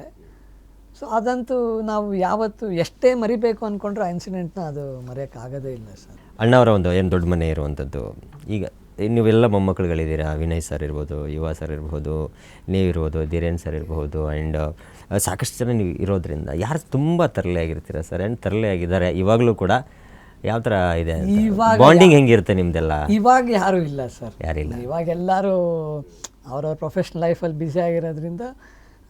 ಮುಂಚೆ ಇದ್ರು ಧೀರೇನು, ಆಮೇಲೆ ಯುವ ಗುರು, ಅವ್ರು ಮುಂಚೆ ಇದ್ದವರು ಯಾರು ನಾವು ಅಷ್ಟು ಚುರುಕಿರಲಿಲ್ಲ. ನಮ್ಮ ಅಕ್ಕ, ನಾನು, ವಿನಯ್, ನನ್ನ ತಂಗಿ, ಆಮೇಲೆ ನಿರುಪಮ, ಶಿವಮಾಮ ಅವ್ರ ಮಗಳು, ಎಲ್ಲ ಸ್ವಲ್ಪ ಒಂಥರ ಸೋಬರ್ ಅಂತಲೇ ಹೇಳ್ಬೋದು. ನಿರುಪಮ ಸ್ವಲ್ಪ ಜೋರಿದ್ಲು, ಅಂದರೆ ತುಂಬ ಏನಲ್ಲ, ಸ್ವಲ್ಪ. ಬಟ್ ಇವರಿಬ್ಬರು ಸ್ವಲ್ಪ ಒಂಥರ ವೆರಿ ಎಂಥೂಸಿಯಾಸ್ಟಿಕ್, ಎನರ್ಜೆಟಿಕ್. ಧೀರೇನು ಗುರು ಇಬ್ಬರು. ಗುರುಗೂ ಧೀರೇನ್ಗೂ 1 ವರ್ಷ ಏಜ್ ಡಿಫ್ರೆನ್ಸು. ಸೊ ಆಲ್ಮೋಸ್ಟ್ ಅವರು ಒಂಥರ ಪಾರ್ಟ್ನರ್ಸ್ ಇನ್. ಯಾರು ಸರ್ ದೊಡ್ಡವರು ಇದರಲ್ಲಿ ನಿಮ್ಮ ಮಕ್ಕಳಲ್ಲಿ? ನಮ್ಮ ಅಕ್ಕ ದೊಡ್ಡವರು ಸರ್, ನಮ್ಮ ಅಕ್ಕ ದೊಡ್ಡವರು, ಆಮೇಲೆ ನಾನು. ಸೊ ಬಟ್ ಆದ್ರೂ ಎಲ್ಲ ಒಟ್ಟಿಗೆ ಇರ್ತಿದ್ವಲ್ಲ ಸರ್, ಭಾಳ ಮಜಾ ಇರೋದು ಸರ್. ಆ್ಯಂಡ್ ಸಂಡೇಸ್ಗೆ ಒಂದೊಂದು ಸಂಡೇ ಎಲ್ರಿಗೂ ರಜೆ ಇರೋದಲ್ಲ, ಗಾರ್ಡನಲ್ಲಿ ಕೂತ್ಕೊಂಡು ತಾತನ ಜೊತೆ ಬ್ರೇಕ್ಫಾಸ್ಟ್ ಮಾಡ್ತಿದ್ವಿ ಬೆಳಗ್ಗೆ. ಊಟ ಆಫ್ಕೋರ್ಸ್ ಮಧ್ಯಾಹ್ನ ಎಲ್ಲರೂ ಒಟ್ಟಿಗೆ ಊಟ ಮಾಡೋದು. ಅಲ್ಲಿ ದೊಡ್ಡ ಲಾನ್ ಇತ್ತು ತಾತನ ಮನೇಲಿ. ಅಲ್ಲಿ ಏನಾದರೂ ಕ್ರಿಕೆಟ್ ಆಡೋದು, ಇಲ್ಲ ಓಡೋದು ಮಾಡೋದು, ಸ್ಪೋರ್ಟು ಏನಾದರೂ ಒಂದು ಮಾಡ್ತಾನೆ ಇರ್ತಿದ್ವಿ. ಬೈಸ್ಕೊಳ್ಳೋದು, ಕ್ರಿಕೆಟ್ ಆಡ್ಬೇಕಾದ್ರೆ ಗಿಡ ಹಾಳಾದರೆ ಅಜ್ಜಿ ಕೈಲಿ ಬೈಸ್ಕೊಳ್ಳೋದು, ಗಿಡ ಹಾಳು ಮಾಡ್ತೀರ ನೀವು, ಆಡಬೇಡಿ ಅಲ್ಲಿ ಅಂತ. ಆದ್ರೂ ಎಲ್ಲ ನಡೀತಾ ಇದೆ ಸರ್, ಭಾಳ ವಂಡರ್ಫುಲ್ ಟೈಮ್ಸ್. ಆಮೇಲೆ ಒಂದು ಒಕೇಶನ್ ನನಗೆ ತುಂಬ ನೆನಪಿರೋದು, ಅಂದರೆ ನಾವು ಸ್ವಲ್ಪ ಬುದ್ಧಿ ಬಂದ ಮೇಲೆ ನೋಡಿದ ಮದುವೆ ಅಂದರೆ ಅಪ್ಪು ಮಾಮನ ಮದುವೆ 99 ಆವಾಗ ನಾವೆಲ್ಲ, ನಾನು ಹೈಸ್ಕೂಲಲ್ಲಿದ್ದೆ, ನನ್ನ ಕೆಲವು ಕಸಿನ್ಸ್ ಎಲ್ಲ ಹೈಸ್ಕೂಲಲ್ಲಿದ್ದರು, ಕೆಲವು ಮಕ್ಕಳು ಎಲ್ಲ ಒಂದು 4th 5th 6th. 1 ವಾರ ಸೆಲೆಬ್ರೇಷನ್ ನಡೀತು ಸರ್ ಮಾಮನ ಮದುವೆ. ಭಾಳ ಚೆನ್ನಾಗಿತ್ತು. ಪ್ರತಿಯೊಂದು ಮದುವೆ ಮುಂಚಿನ ಸಮಾರಂಭಗಳು, ಮದುವೆ ಆದಮೇಲೆ ಅದಂತೂ ಮರೆಯೋಕ್ಕಾಗೋದೇ ಇಲ್ಲ ಸರ್. ಆ ಜನ, ಆ ಸಂಭ್ರಮ ತುಂಬ ಚೆನ್ನಾಗಿತ್ತು. ಆ್ಯಂಡ್ ಅಪ್ಪು ಮಾಮನಿಗೂ ನನಗೂ ಬರೀ 9 ವರ್ಷ ವಯಸ್ಸು ನಂತರ ಸರ್. ಹೌದು. ಸೊ ನಾವು ಒಟ್ಟೊಟ್ಟಿಗೆ ಬೆಳೆದ್ವಿ ಅಂತ ಹೇಳಿದ್ರು ತಪ್ಪಾಗಲ್ಲ ಸರ್. ಅಂದರೆ ಅವ್ರದ್ದು every phase of his life ನಾವು ನೋಡಿದ್ದೀವಿ ಸರ್. ಭಾಳ ಹತ್ತಿರದಿಂದ ಅವರು ಸರ್. ಅಲ್ಲ, ನನಗೆ ಇವತ್ತಿಗೂ ನಂಬಲ್ಲ ನಾನು ಅಪ್ಪು ಸರ್ ಇಲ್ಲ ಅಂತಂದರೆ ಅಂತ ಅರಿಸ್ಕೊಳ್ಳೋಕೆ ತುಂಬ ಕಷ್ಟ ಆಗುತ್ತೆ. ಯಾಕಂದರೆ ಆ ಫೇಸ್ ಇನ್ನೂ ಅಚ್ಚಳಿಯಾದ ಉಳ್ಕೊಂಡ್ಬಿಟ್ಟಿದೆ ಪ್ರತಿಯೊಬ್ಬ ಕನ್ನಡಿಗರ ಮನದಲ್ಲಿ ಕೂಡ. ಆ ಕ್ಷಣ ಇಲ್ಲ ಅಂತ ಅಂದಾಗ ಏನು ಅನಿಸುತ್ತೆ ಸರ್ ನಿಮಗೆ? ಸರ್ ಫಸ್ಟ್ ಅಫ್ಕೋರ್ಸ್ ನಂಬಲಿಲ್ಲ ಸರ್, ಅದು ನಂಬುವಂಥ ವಿಷಯನೇ ಇಲ್ಲ. ಅಂದರೆ ನನಗೆ ಒಂದು ಫೋನ್ ಕಾಲ್ ಬಂತು, ಅನುಚೇತ್ ಅಂತ ಹೇಳಿ ಅವರು ಈಗ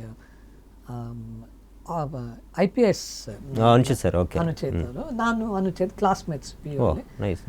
ಆವಾಗ ಅವರು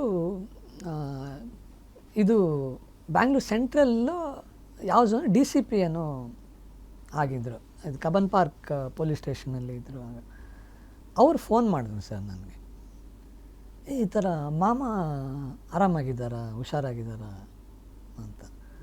ನಾನು ಆರಾಮಾಗೇ ಇದ್ದಾರಲ್ಲ.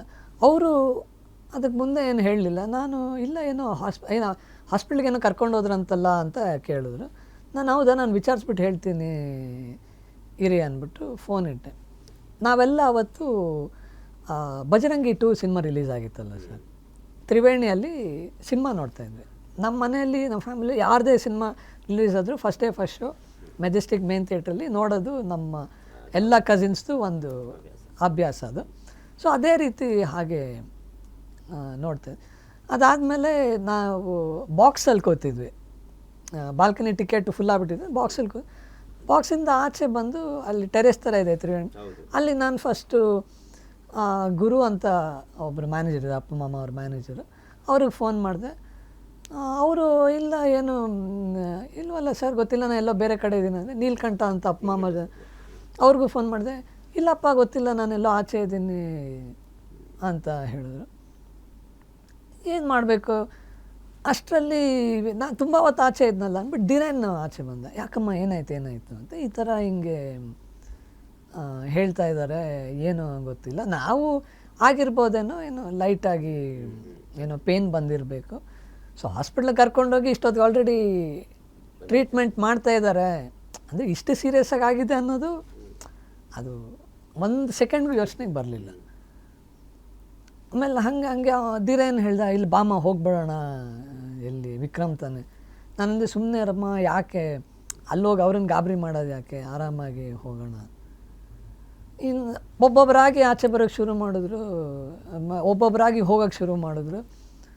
ಅವನಂದ ಬಾಮ ಆಯ್ತು, ನಾನಂದೆ ಕರೆಕ್ಟ್ ಬಾಮನೇ ಹೇಳಿದ್ದು ಹೋಗೋಣ. ಗಾಡೀಲಿ ಹೊರಟು ಬರ್ತಾಯಿದ್ವಿ, ಅರ್ಧ ದಾರಿಯಲ್ಲಿ ಯಾರೋ ಫೋನ್ ಮಾಡಿ ಈ ಥರ ಇಲ್ಲ ಹೋಗಿ. ನಮಗೆ ನಂಬಕ್ಕೆ ಆಗ್ತಾಯಿಲ್ಲ ಸರ್. ಯಾರಿಗೆ ಫೋನ್ ಮಾಡಿದೆ, ನಾನು ಇಮಿಡಿಯೇಟಾಗಿ ಮನೆಗೆ ನನ್ನ ವೈಫಿಗೆ ಫೋನ್ ಮಾಡಿದೆ. ಅವರು ಫೋನ್ ತೆಗಿಲಿಲ್ಲ. ಸೊ ಲ್ಯಾಂಡ್ಲೈನ್ ನಂಬರಿಗೆ ಫೋನ್ ಮಾಡಿ ನನ್ನ ವೈಫೈ ಎತ್ಕೊಂಡ್ರು. ಹಿಂದ್ಗಡೆ ನಮ್ಮಮ್ಮ ಜೋರಾಗಿ ಕಿಚ್ಚಿಕೊಂಡು ಅಳ್ತಾ ಇರೋದು, ಅಪ್ಪು ಅಪ್ಪು ಅಪ್ಪು ಅಂದ್ಕೊಂಡು. ಆವಾಗ ನನಗೊಂದು ಸೆಕೆಂಡು ನನ್ನ ಹಾರ್ಟೇ ನಿಂತೋದಂಗೆ ಆಗಿಬಿಡ್ತು ಸರ್. ಅದು ಅವರು ಅಷ್ಟು ಚೆನ್ನಾಗಿದ್ದವರು, ಅವ್ರಿಗೆ ಆ ಥರ ಆಗುತ್ತೆ ಅನ್ನೋದು ಒಂದು ಚೂರು ಕಲ್ಪನೆ ಕೂಡ ಇಲ್ಲ ಸರ್. ಆಮೇಲೆ ನಾನು ದಿನೇನ್ಗೆ ಹೇಳಿದೆ, ಒಂದು ಕೆಲಸ ಮಾಡಮ್ಮ, ನಾನು ಮನೆಗೆ ಹೋಗ್ತೀನಿ, ನೀನು ಮನೆಗೆ ಹೋಗ್ಬಿಡು ಫಸ್ಟು. ಯಾಕಂದರೆ ನಮ್ಮ ತಂದೆ ಅವತ್ತು ಬೆಳಗ್ಗೆ ತಾನೇ ಧರ್ಮಸ್ಥಳಕ್ಕೆ ಹೊರಟಿದ್ರು ಸರ್ ಅವ್ರ ಫ್ರೆಂಡ್ಸ್ ಜೊತೆ. ಅವನಿಗೂ ಕೇಳಿದೆ, ಮನೇಲಿ ಯಾರಿದ್ದಾರೆ? ಇಲ್ಲಮ್ಮ, ಅಮ್ಮ ಒಬ್ಬರೇ ಇದ್ದಾರೆ ಅಂತ. ನಾನಂದೆ, ಫಸ್ಟ್ ಅವ್ರನ್ನ ನಾವು ನೋಡಬೇಕಾಗಿರೋದು ಇಂಪಾರ್ಟೆಂಟ್ ಈ ಟೈಮಲ್ಲಿ. ಹೋಗೋಣ ಬಾ, ಹೋಗ್ಬಿಟ್ಟು ಹಾಸ್ಪಿಟ್ಲಿಗೆ ಆಮೇಲೆ ಕರ್ಕೊಂಡು ಹೋಗೋಣ. ಅವ್ರಿಗೆ ಗೊತ್ತಿರಲಿಲ್ಲ ಅವ್ರಿಗಿನ್ನು? ಗೊತ್ತಾಗಿತ್ತು, ಚಿಕ್ಕಮ್ಮ ಅವ್ರಿಗೂ ಗೊತ್ತಾಗಿತ್ತು ಅಂತ ಅಂದ್ಕೊಳ್ತೀನಿ. ಆಮೇಲೆ ನಾನು ಹೋದೆ, ಮನೆಗೆ ಬಂದೆ. ನಮ್ಮಮ್ಮ ಆಲ್ರೆಡಿ ಹೊರಟಿದ್ರು, ಕಾರ್ ಡ್ರೈವರ್ ಕರ್ಕೊಂಡು ಹೊರಟ್ಬಿಟ್ಟಿದ್ರು. ನನಗೆ ಅಲ್ಲಿ ಎಲ್ಲಿ ಹೋಗ್ತಾರೆ, ಏನು ಮಾಡ್ತಾರೆ, ನನಗೆ ಗಾಬರಿ. ನಾನು ಬಂದೆ ಅಷ್ಟರಲ್ಲಿ ಒಬ್ಬೊಬ್ಬರಾಗಿ ನನ್ನ ಕಸಿನ್ಸ್ ಎಲ್ಲ ಫೋನ್ ಮಾಡಿ, ಏನು ಒಬ್ಬೊಬ್ರು, ಪ್ಲೀಸ್ ಅಮ್ಮ ಹಂಗಾಗಿದೆ ಅಂತ ಮಾತ್ರ ಹೇಳಬೇಡ, ಹಂಗಾಗಿದೆ ಅಂತ ಮಾತ್ರ ಹೇಳಿ. ಅವಾಗಿನ್ನೂ ನ್ಯೂಸಲ್ಲಿ ಇನ್ನೂ ಕ್ರಿಟಿಕಲ್ ಇದ್ದಾರೆ ಅನ್ನೋ ಥರ ನ್ಯೂಸ್ ಬರ್ತಾಯಿತ್ತು. ಪ್ಲೀಸ್ ಅಮ್ಮ ಹೇಳಬೇಡ. ನನಗೂ ಬಾಯಿಗೆ ಬರ್ತಾಯಿಲ್ಲ ಸರ್, ಮಾಮ ಇಲ್ಲ ಅಂತ ಹೆಂಗೆ ಹೇಳಿ. ಅದು ನಾನೇನು ಹೇಳ್ತಾ ಇಲ್ಲ, ನಾನು ಅಳ್ತಾ ಇದ್ದೀನಿ. ಅವರು ಸುಮ್ಮನೆ ರಮ್ಮ, ಯಾಕಮ್ಮ ಅಳ್ತೀಯ, ಅಳ್ಬೇಡಮ್ಮ, ಚೆನ್ನಾಗಿದ್ದಾರೆ ಅಂತ ಹೇಳು ಫೋನ್ ಮಾಡಿದವ್ರು ಎಲ್ಲರೂ. ಆಮೇಲೆ ಆಯ್ತಾಯ್ತಿರು, ನಮ್ಮಮ್ಮ ಹೋಗಿಬಿಟ್ಟಿದ್ರಲ್ಲ, ನಾನು ಗಾಡಿ ತೊಗೊಂಡು ಹೋಗೋಣ ಅಂದರೆ ನನಗೆ ನಿಜವೂ ಕಾಲು ನಡುಗ್ತಾ ಇದೆ ಸರ್, ನನಗೆ ನಡೆಯೋಕ್ಕೆ ಕೂಡ ಆಗ್ತಾಯಿಲ್ಲ. ಆದರೆ ಅಲ್ಲಿ ಪುಣ್ಯಕಲ್ಲಿ ಒಂದು ಆಟೋ ಸಿಕ್ತು. ಅವರು ಕೇಳಿದ್ರು, ಸರ್ ಇದು ಪುನೀತ್ ಸರ್ಗೆ ಏನಾಯ್ತು? ಇಲ್ಲ, ಅಲ್ಲೇ ಹೋಗ್ತಾಯಿದ್ದೀನಿ, ನಡೀರಿ. ವಿಕ್ರಮ್ ಹಾಸ್ಪಿಟ್ಲ್ ಹತ್ರ ಮೌಂಟ್ ಕಾಮಲ್ ಕಾಲೇಜ್ ಹತ್ರನೇ ಬ್ಲಾಕ್ ಮಾಡಿಬಿಟ್ಟಿದ್ರು ಸರ್ ಇದು ಟ್ರಾಫಿಕ್. ಸೊ ನಾನು ಅಲ್ಲೇ ಇಳ್ಕೊಂಡು ಯಾವ ಥರ ಓಡ್ಕೊಂಡು ಹೋಗಿದ್ದೀನಿ ನನಗೆ ಗೊತ್ತಿಲ್ಲ ಸರ್. ಫುಲ್ಲು ಜನ ಇದ್ರ ಆಚೆ. ಪುಣ್ಯಕ್ಕೆ ಯಾರೋ ಮೀಡಿಯಾದಲ್ಲಿ ಒಬ್ಬರು ಪೊಲೀಸ್ನವ್ರಿಗೆ ಹೇಳಿ ಸರ್ ಈ ಥರ ಅಪ್ಪುಸ್ ಅವ್ರ ಅಕ್ಕನ ಮಗ ಅಂತ ಹೇಳಿ ಒಳಗಡೆ ಹೋದೆ. ಅಲ್ಲಿ ಹೋದರೆ ಒಳಗಡೆ ರಾಘು ಮಾಮ ಕೂತಿದ್ರು, ನಮ್ಮಮ್ಮ ಇದ್ದರು, ಇನ್ನು ಇದು ಮಿನಿಸ್ಟ್ರುಗಳು ಯಾರ್ಯಾರು ಇದ್ದರು, ಚೀಫ್ ಮಿನಿಸ್ಟ್ರು ಅವರು ಇವರು ಎಲ್ಲ. ನಮ್ಮ ಮಾಮನ್ನ ಆ ಥರ ನೋಡೋಕ್ಕಾಗ್ತಾಯಿಲ್ಲ ಸರ್. ನನಗೆ ನೆನೆಸ್ಕೊಳ್ಳೋಕ್ಕೂ ಭಯ ಆಗುತ್ತೆ. ಏನು ಸರ್ ಅದು ಮೊದಲನೇದು ವಯಸ್ಸೇ ಅಲ್ಲ ಒಂದು. ಆ್ಯಂಡ್ ಅವ್ರ ಜೊತೆ ಎಷ್ಟು ಕಾಲ ನಾವೆಲ್ಲ ಕಳೆದಿದ್ವಿ, ಬೆಸ್ಟ್ ಆಫ್ ಮೆಮರೀಸ್. ಅಂದರೆ ರಶ್ ಆಫ್ ಇಮೋಷನ್ಸ್ ಸರ್. ಅವಾಗ ಏನೇನೋ ಯೋಚನೆಗಳು, ಹೆಂಗಪ್ಪ ಅತ್ತೆ ಇದನ್ನು ಹೇಗೆ ತೊಗೊಂಡಿದ್ದಾರೋ ಅನ್ನೋದು ಸಡನ್ನಾಗಿ ಯೋಚನೆ. ಮಕ್ಕಳು ದೊಡ್ಡವಳು ಧೃತಿ US ಅಲ್ಲಿಲ್ಲ, ಅಮೇರಿಕಲ್ಲಿ. ಅವಳು ಪಾಪ ಹೆಂಗೆ ತಡ್ಕೊತಾಳೆ ಅಲ್ಲಿಂದ ಅಂತ ಒಂದೊಂದು ಹೇಳಕ್ಕೆ. ಇದೆಲ್ಲವೂ ಆಯಿತು ಸರ್. ಅಭಿಮಾನಿಗಳು ತೋರಿಸಿದಂತಹ ಪ್ರೀತಿ, ಅಪ್ಪು ಸರ್ನ ಮೆರೆಸಿದಂತಹ ರೀತಿ ನಿಜಕ್ಕೂ ಇವತ್ತಿಗೂ ಮರೆಯೋಕ್ಕಾಗಲ್ಲ. ಯಾಕಂದರೆ ಅವರು ಮಾಡಿದಂತಹ ಕೆಲಸಗಳಿರ್ಬೋದು, ಸಿನಿಮಾ ಮನರಂಜನೆ ಮಾಡಿದ್ದಕ್ಕಿಂತ ಹೊರತಾಗಿ ಅವ್ರು ಮಾಡಿದಂತಹ ಕಾರ್ಯಗಳಿದೆಯಲ್ಲ, ಅವ್ರು ಇಲ್ಲ ಅಂದಾಗಲೇ ಅವೆಲ್ಲವೂ ಬೆಳಕಿಗೆ ಬರ್ತಾ ಹೋಯಿತು. ನಿಜಕ್ಕೂ ಒಂದು ಟೈಮಲ್ಲಿ ಅನ್ನಿಸ್ತಲ್ವ ಅವಾಗ ದೇವರಾಗ್ಬಿಟ್ರು ಸರ್? ಖಂಡಿತ ಸರ್, ಖಂಡಿತ. ಅಂದರೆ ಒಬ್ಬ ಮನುಷ್ಯ ಜೀವನನ ಯಾವ ಥರ ಜೀವಿಸಬೇಕು ಅನ್ನೋದು ತೋರಿಸ್ಕೊಟ್ಟು ಹೋದ್ರೇನೋ. ಎಷ್ಟು ಇವತ್ತಿಗೂ ಅವ್ರನ್ನ ನೋಡೋಕ್ಕೆ ಎಷ್ಟು ಜನ ಹೋಗ್ತಾರೆ. ಈಗ ಅಲ್ಲಿ ಕಂಠೀರವ ಸ್ಟುಡಿಯೋ ಆಚೆಗಡೆ ಇರೋ ವ್ಯಾಪಾರಿಗಳು ಕೆಲವರು ಅವ್ರು ಹೇಳೋದು, ಸರ್ ನಾನು ಹೂ ಮಾರಿ ನನ್ನ ಸಾಲ ತೀರಿಸ್ಕೊಂಡಿದ್ದೀನಿ. ನಾನು ಯಾರೋ ಒಂದು ಸಣ್ಣದೊಂದು ಆಟ ಸಾಮಾನು ಅಂಗಡಿ ಹಾಕ್ಕೊಂಡಿದ್ದಾರೆ, ಕೆಲವುದು ಮೊಬೈಲ್ ಕವರ್ಸು ಅದು ಇದೆಲ್ಲ, ಕೆಲವರು ಫೋಟೋಗಳದ್ದೇ. ಅವ್ರು ಹೇಳಿದ್ದಾರೆ, ಸರ್ ಪುನೀತ್ ಸರ್ ಅವ್ರ ಫೋಟೋ ಮಾರಿ ನಾವು ಜೀವನ ನಡೆಸ್ತಾ ಇದ್ದೀವಿ, ಇವತ್ತು ಭಾಳ ಕಂಫರ್ಟೇಬಲ್ ಆಗಿ ಜೀವನ ನಡೆಸ್ತಾ ಇದ್ದೀವಿ ಅಂತ. ಆಮೇಲೆ ಇನ್ನೊಂದು, ಅಲ್ಲಿ ನಮ್ಮ ತಾತ ನಮ್ಮ ಅಜ್ಜಿ ಅವ್ರ ಪಕ್ಕ ಈಗ ಅವರು ಮಲಗಿರೋದು. ಯಾರಿಗೆ, ನನಗೆ ಒಂದೊಂಥರ ತುಂಬ ಸ್ಪಿರಿಚುವಲಾಗಿ ಯೋಚನೆ ಮಾಡಿದ್ರೆ ಯಾರಿಗಿಂತ ಭಾಗ್ಯ ಸಿಗುತ್ತೆ? ಬೇಡವಾಗಿತ್ತು, ಆ ಭಾಗ್ಯ ಬೇಡವಾಗಿತ್ತು. ಬಟ್ ಆದ್ರೂ ಎಲ್ಲೋ ಒಂದು ಕಡೆ ಯೋಚನೆ ಮಾಡಿದ್ರೆ ಏನು ದೇವರ ಆಟ ಯಾವ ಥರ ಅದೊಂದು. ಈಗ ನಮ್ಮ ತಾತ ಹೋದಾಗಿಂದನೂ ಅಷ್ಟೇ ಸರ್, ನಾವು ಏನಾದರೂ ಟೆನ್ಷನ್ ಬೇಜಾರಾದ ಅಲ್ಲಿ ಹೋದಾಗ ಏನೋ ಒಂದು ತೃಪ್ತಿ ಸಿಗುತ್ತೆ. 3 ಜನದ್ದು ಸಮಾಧಿ ಮೇಲೆ ನಾನು ಅಲ್ಲಿ ಹೋಗಿ ಕೂತ್ಕೊಂಡ್ರೆ ಅವರು ನನ್ನನ್ನು ಕೂರಿಸ್ಕೊಂಡಿದ್ದಾರೇನೋ ಅನ್ನೋ ಒಂದು ಆತ್ಮತೃಪ್ತಿ, ಸಮಾಧಾನ. ಹುಟ್ಟುಹಬ್ಬ ಬರಲಿ, ಯಾವುದೇ ಹಬ್ಬ ಬರಲಿ, ಫಸ್ಟು ಅಲ್ಲಿ ಹೋಗಿ ನಮ್ಮ ದೇವ್ರುಗಳಿಗೆ ನಮಸ್ಕಾರ ಮಾಡಿನೇ ಮುಂದೊಂದು ಕೆಲಸ. ಆಮೇಲೆ ಯಾವುದೇ ಒಳ್ಳೆ ಇಲ್ಲ ಹೊಸದಾಗಿ ಕೆಲಸ ಶುರು ಮಾಡೋಕ್ಕೆ ಮುಂಚೆನೂ ಫಸ್ಟು ಇಲ್ಲ ಅಭಿಮಾನಿಗಳ ಒಂಥರ ದೇವಸ್ಥಾನ ಆಗ್ಬಿಟ್ಟಿದೆ ಸರ್ ಅದರಲ್ಲಿ. ಸರ್ ಅವು ಯಾವ ಥರ ಸಂಭ್ರಮಿಸ್ತಾ ಇದ್ದಾರೆ ನಿಜವಾಗ್ಲೂ. ಅವರ ಬೇಕಾದ್ರೆ ಇಡೀ ಕರ್ನಾಟಕದ ಮೂಲೆಯಿಂದ ಕೂಡ ಬಂದು ಒಂಥರ ಏನೋ ಒಂದು ಅಭಿಮಾನವನ್ನು ವ್ಯಕ್ತಪಡಿಸುವಂಥ ರೀತಿ ಇರ್ಬೋದು. ಆ ದೇವಸ್ಥಾನದಲ್ಲಿ ಬಂದು ದೇವರಿಗೆ ಭೇಟಿ ಮಾಡುವಂತಹ ಒಂದು ಕ್ಷಣ ಇರ್ಬೋದು ಅವ್ರಿಗೆ. ನಿಜಕ್ಕೂ ಒಂಥರ ಒಂದು ಅಪರೂಪ ಅಂತಲೇ ಹೇಳಿ ಸರ್. ಅದು ಭಾಳ ಒಂದು ಒಳ್ಳೆ ಪಾಯಿಂಟ್ ಹೇಳಿದೆ ನೀವು. ಥ್ರೂಔಟ್ ಕರ್ನಾಟಕದಿಂದ ಬರ್ತದೆ.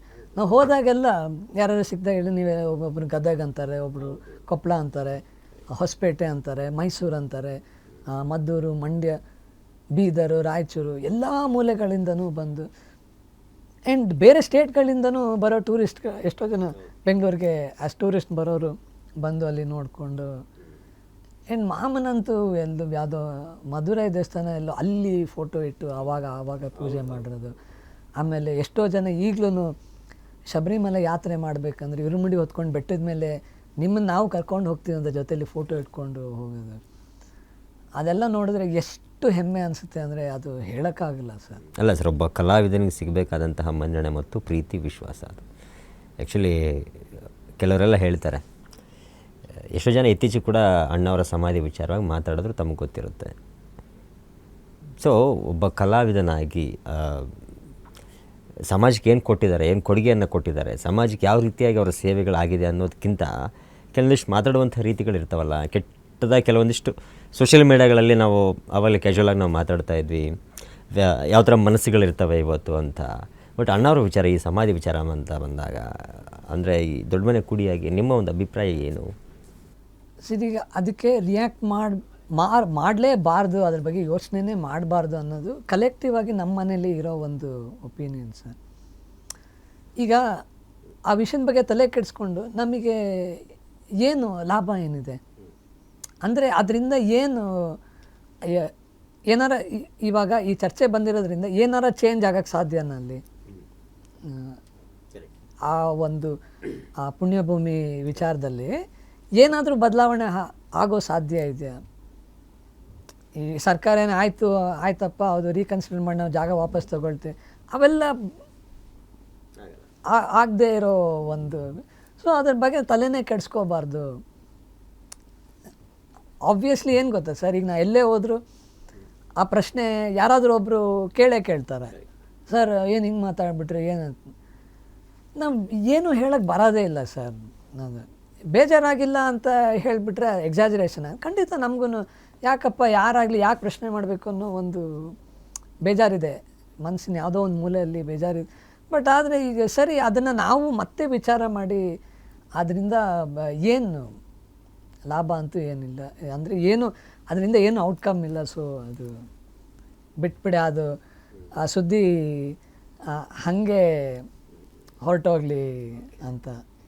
ಆ್ಯಂಡ್ ಈಗ ನೀವು ಆ ಚಿಕ್ಕ ವಯಸ್ಸೆಲ್ಲ ಈ ಮೊಮ್ಮಕ್ಕಳುಗಳೆಲ್ಲ ನೀವು ಆ ಒಂದು ತುರ್ಲೆ ತುಂಟಾಟಗಳೆಲ್ಲ ಮಾಡ್ಕೊಂಡೆಲ್ಲ ಇರ್ತಾಯಿದೆ. ಬಟ್ ಇವತ್ತು ನೋಡಿದಾಗ, ತಿರುಗಿ ನೋಡಿದಾಗ, ಒಂದು ಕಡೆ Vinay sir hero, Yuvraj sir hero, Dhiren Ramkumar ಅವ್ರ ಹೀರೋ, ಆ್ಯಂಡ್ ರಾಮ್ಕುಮಾರ್ ಅವ್ರ ಮಗಳು ಇನ್ನೊಬ್ಬರು ಅವರು ಧನ್ಯ ಮೇಡಮ್ ಅವ್ರ ಹೀರೋ, ಆ್ಯಂಡ್ ನೀವು ಕೂಡ ಸಿನಿಮಾ ಹೀರೋ ಆದರೆ. ಸೊ ಇನ್ನು ನೋಡಿದಾಗ ಸರ್ ಈಗ ಹಿಂಗೆ ಅನಿಸುತ್ತೆ ನಿಮ್ಗೆ, ಫೀಲ್ ಹೆಂಗೆ ಅನಿಸುತ್ತೆ? ಅಂದರೆ ಅವಾಗೆಲ್ಲ ಚಿಕ್ಕಾಗಿದ್ದಂಥ ಮಕ್ಕಳುಗಳು ಇವತ್ತೆಲ್ಲ ಕರ್ನಾಟಕದಲ್ಲಿ ದೊಡ್ಡ ಮಟ್ಟದಲ್ಲಿ ಒಂದು ದೊಡ್ಡ ದೊಡ್ಡ ಸಿನಿಮಾಗಳನ್ನು ಮಾಡ್ತಾ ಇದ್ದಾರೆ ಅಂದರೆ ಹೆಂಗೆ ಅನಿಸುತ್ತೆ ಸರ್? ನಾವೆಲ್ಲ ಚಿಕ್ಕವರ ಒಟ್ಟಿಗೆ ಇದ್ದಾಗ ಯಾರು ಇವ್ರು ಹಿಂಗಾಗ್ತಿರು ಇವ್ರು ಹಿಂಗಾಗ್ತಾರೆ ಅನ್ನೋದು ಒಬ್ರಿಗೊಬ್ರಿಗೂ ನಮಗೇನೆ ಊಹೆನೇ ಇಲ್ಲ ಸರ್. ಮುಂದೆ ಏನು ಅನ್ನೋದು ಯಾರಿಗೂ ಊಹೆ ಇಲ್ಲ. ನಾವು ಸ್ಕೂಲ್ ಬಿಟ್ಟಾದ್ಮೇಲೆ ಬಂದು ಸೇರೋದು, ಆಟ ಆಡಬೇಕು, ತಿನ್ನಬೇಕು. ನಮ್ಮದು ಗ್ಯಾಂಗು ಸರ್, ಏನು ಹುಡುಗರು, ಧೀರೇನು, ವಿನಯ್, ಗುರು, ನಾನು, ಲಕ್ಕಿ ಅಂತ ಇನ್ನೊಬ್ಬ ಕಸಿನ್ನು. ನಾವು ಜಾಸ್ತಿ ಒಂದು 2005 ಮೇಲೆ ಭಾಳಷ್ಟು ಕಾಲ ಒಟ್ಟಿಗೆ, ಇವತ್ತು ಈ ಹೋಟ್ಲಿಗೆ ಹೋಗ್ತೀವ, ನಾಳೆ ಯಾವ ಹೋಟ್ಲಿಗೆ ಹೋಗಬೇಕು. ಆ್ಯಂಡ್ 2009ಇಂದನೋ 10ಇಂದನೋ ಅಪ್ಪ ಮಾಮ ಬಂದು ರಾಯಲ್ ಚಾಲೆಂಜರ್ಸ್ ಬ್ಯಾಂಗ್ಳೂರ್ ಟೀಮಿಗೆ ಇದಾಗಿದ್ದರು, ಬ್ರ್ಯಾಂಡ್ ಅಂಬಾಸಿಡರ್ ಆಗಿದ್ದರು. ಅವ್ರ ಜೊತೆ ಮ್ಯಾಚ್ ನೋಡೋಕ್ಕೆ ಹೋಗೋದು ಬರೀ ಇದೆ ಸರ್. ಅಂದರೆ ಅಷ್ಟೊತ್ತಿಗೆ ಐ ಥಿಂಕ್ ವಿನಯ್ ಒಬ್ಬನಿಗೆ ಇಲ್ಲ ಆ್ಯಕ್ಟ್ರ್ ಆಗಬೇಕು ಅನ್ನೋದು ಬಂದಿತ್ತು. ಅವನು ಪ್ರಿಪ್ರೇಷನ್ ಎಲ್ಲ ಮಾಡ್ತಿದ್ದ. But class, dance, fight, gym ಅದೆಲ್ಲ ಬಿಟ್ಟು ಮನೆಗೆ ಬಂದಮೇಲೆ ಬೇರೆ ಏನಿಲ್ಲ ಸರ್. ಜಸ್ಟ್ ಕ್ಯಾಶುವಲ್ ನಾವು ನಾರ್ಮಲಾಗಿ ಮುಂಚೆ ಹೇಗಿರ್ತಿದ್ವು ಹಾಗೆ, ಇವತ್ತು ಇಲ್ಲಿ ಹೋಗೋಣ, ಇಲ್ಲ ಈ ಪಿಕ್ಚರ್ ನೋಡೋಣ, ಇಲ್ಲ ಯಾವತ್ತೂ ಇದ್ಯಾವುದು ರಿಲೀಸ್ ಆಗ್ತದೆ ಅಲ್ಲಿ ಹೋಗೋಣ, ಇಲ್ಲ ಅಪ್ಪ ಮಾವನ ಶೂಟಿಂಗ್ ನಡೀತಿದೆ ಬನ್ನಿರಿ ಶೂಟಿಂಗ್ ಹೋಗೋಣ. ಶೂಟಿಂಗ್ ರಾಮು ಹುಡುಗರು ಈ ಶೂಟಿಂಗ್ ಮೈಸೂರಲ್ಲಿ ನಡಿಬೇಕಂದ್ರೆ ಹೋಗಿ ಸಿಕ್ಕಾಪಟ್ಟೆ ಮಜಾ ಮಾಡಿದ್ವಿ ಸರ್. ಅಲ್ಲಿ ಒಳ್ಳೆ ಬ್ಯೂಟಿಫುಲ್ ಟೈಮ್ಸ್ ಅದು.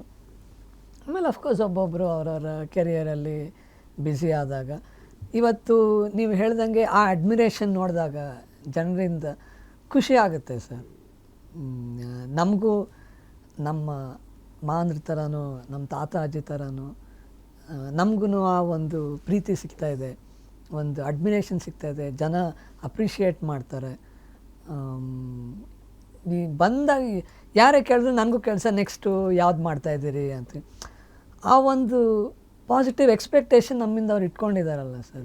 ಆ ಪ್ರೀತಿಗೆ ಏನು ಕೊಟ್ಟರು ಎಷ್ಟು ಕೊಟ್ಟರು ಸಾಲಲ್ಲ ಸರ್. ಇಲ್ಲ ಈಗ ಯಾಕಂದರೆ ಫಸ್ಟು ವಿನಯ್ ಸರ್ ಬರ್ತಾರೆ, ಸಿದ್ಧಾರ್ಥ ಸಿನಿಮಾ ಮೂಲಕವಾಗಿ ಬಂದಾಗ ಅವ್ರಿಗೂ ಸಾಕಷ್ಟು ರೀತಿಯಾಗಿ ನೆಗೆಟಿವ್ ಕಮೆಂಟ್ಸ್ಗಳು ಬಂತು, ಅಲ್ಲಿ ಎರಡು ಮಾತಿಲ್ಲ. ಸಾಕಷ್ಟು ಸೋಷಿಯಲ್ ಮೀಡಿಯಾಗಳೇ ಬಂತು. ಅದಾದಮೇಲೆ ಯುವ ಅವ್ರ ವಿಚಾರದಲ್ಲಿ ಕೂಡ ಸಾಕಷ್ಟು ಬಂತು. ಅಂದರೆ ಅಣ್ಣವರೊಬ್ಬರೇ, ಅಣ್ಣವರಾದಮೇಲೆ ಶಿವಣ್ಣ ಆಗಲಿ, ಅಪ್ಪು ಸರ್ ಇವರೆಲ್ಲ ಇದ್ದರು. ಅದಾದ್ಮೇಲೆ ಇವ್ರಿಗೆ ಆ ಥರ ನಿಭಾಯಿಸೋಕ್ಕಾಗಲ್ಲ, ಈ ಥರದ್ದೆಲ್ಲ ನೆಗೆಟಿವ್ಗಳು ಅವು ಇವೆಲ್ಲ ಬರ್ತಾನೆ ಇತ್ತು. ಅದಾದಮೇಲೆ ನೀವು ಬಂದ್ರಿ, ನಿಮಗೆ ಸಿನಿಮಾ ಬನದ ಸಿನಿಮಾ ಮಾಡಿದಾಗ ಅವಾಗಲೂ ಕೂಡ ನೆಗೆಟಿವ್ ಕಮೆಂಟ್ಸ್ ಅಂತ ಬರ್ತಾಯಿತ್ತು. ಅಂದರೆ ಇದು ನೋಡಿದಾಗ ನಿಮಗೆ ಆ ನೆಗೆಟಿವ್ ಅನ್ನೋವಂಥದ್ದು ಯಾವ ಥರ ಎಕ್ಸೆಪ್ಟ್ ಮಾಡ್ಕೊತೀರ ನೀವು? ಯಾಕಂದರೆ ಈ ಸೋಷಿಯಲ್ ಮೀಡಿಯಾಗಳಲ್ಲಿ ಮಾತಾಡಬೇಕಾದ್ರೆ ಅಥವಾ ನೇರವಾಗಿ ಕೆಲವೊಂದಿಷ್ಟು ಜನ ಮಾತಾಡುವಂಥದ್ದಾದರೆ ಅದನ್ನೆಲ್ಲ ಹೆಂಗೆ ಸ್ವೀಕಾರ ಮಾಡ್ತೀರಾ ನೀವು? ಸರ್, ನಾವು ಭಾಳ ಸಣ್ಣ ವಯಸ್ಸಿಂದ ಕ್ರಿಟಿಸಿಸಮ್ ಅನ್ನೋದನ್ನು ನಾವು ನೋಡ್ಕೊಂಡು ಬಂದಿದ್ದೀವಿ ಸರ್. ನಮ್ಮ ತಾತನ ವಿಷಯದಲ್ಲಿ ಇರ್ಬೋದು, ತಾತಾಜಿ ವಿಷಯದಲ್ಲಿ, ಮಾವಂದ್ರ ವಿಷಯದಲ್ಲಿ ಎಲ್ಲ ಈ ಆವಾಗಿಂದನೂ ಇದೆ. ಈಗ ಸೋಷಿಯಲ್ ಮೀಡಿಯಾ ಇರೋದ್ರಿಂದ ಸ್ವಲ್ಪ ಜೋರಾಗಿ ಕಾಣುತ್ತೆ, ಕೇಳುತ್ತೆ ಬಿಟ್ಟರೆ ಆವಾಗಿಂದನೂ ಇದೆ.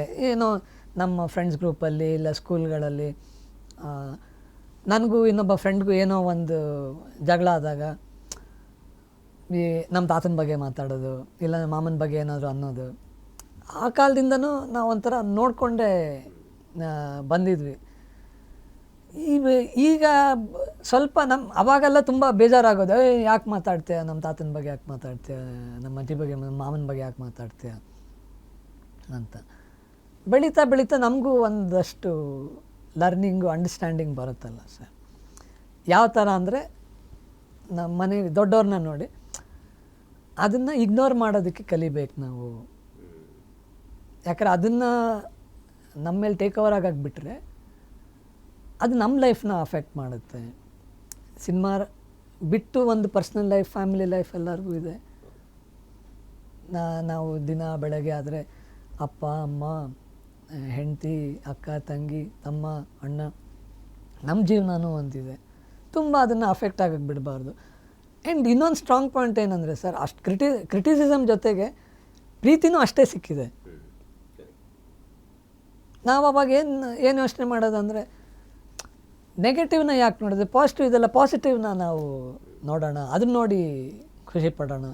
ಇನ್ನೊಬ್ರು ಯಾರೋ ಬಂದು ಸರ್ ಯಾರೋ ನೋಡಿ ಸರ್ ಹಿಂಗೆ ಬರೆದಿದ್ರು, ಏನು ಸರ್ ಅವ್ರಿಗೆ ಬೇರೆ ಕೆಲಸ ಇಲ್ವಾ ಅಂದಾಗ ನಮ್ಮ ಮೇಲೆ ಯಾರಿಗೋ ಒಂದು ಆ ಪ್ರೀತಿ ಸ್ಟ್ರಾಂಗ್ ಆಗಿದೆಯಲ್ಲ, ಸಾಕು, ಇದನ್ನು ತೊಗೊಂಡ್ಬಿಡ, ಅದನ್ನು ಯಾಕೆ ನಾವು ನೋಡಬೇಕು.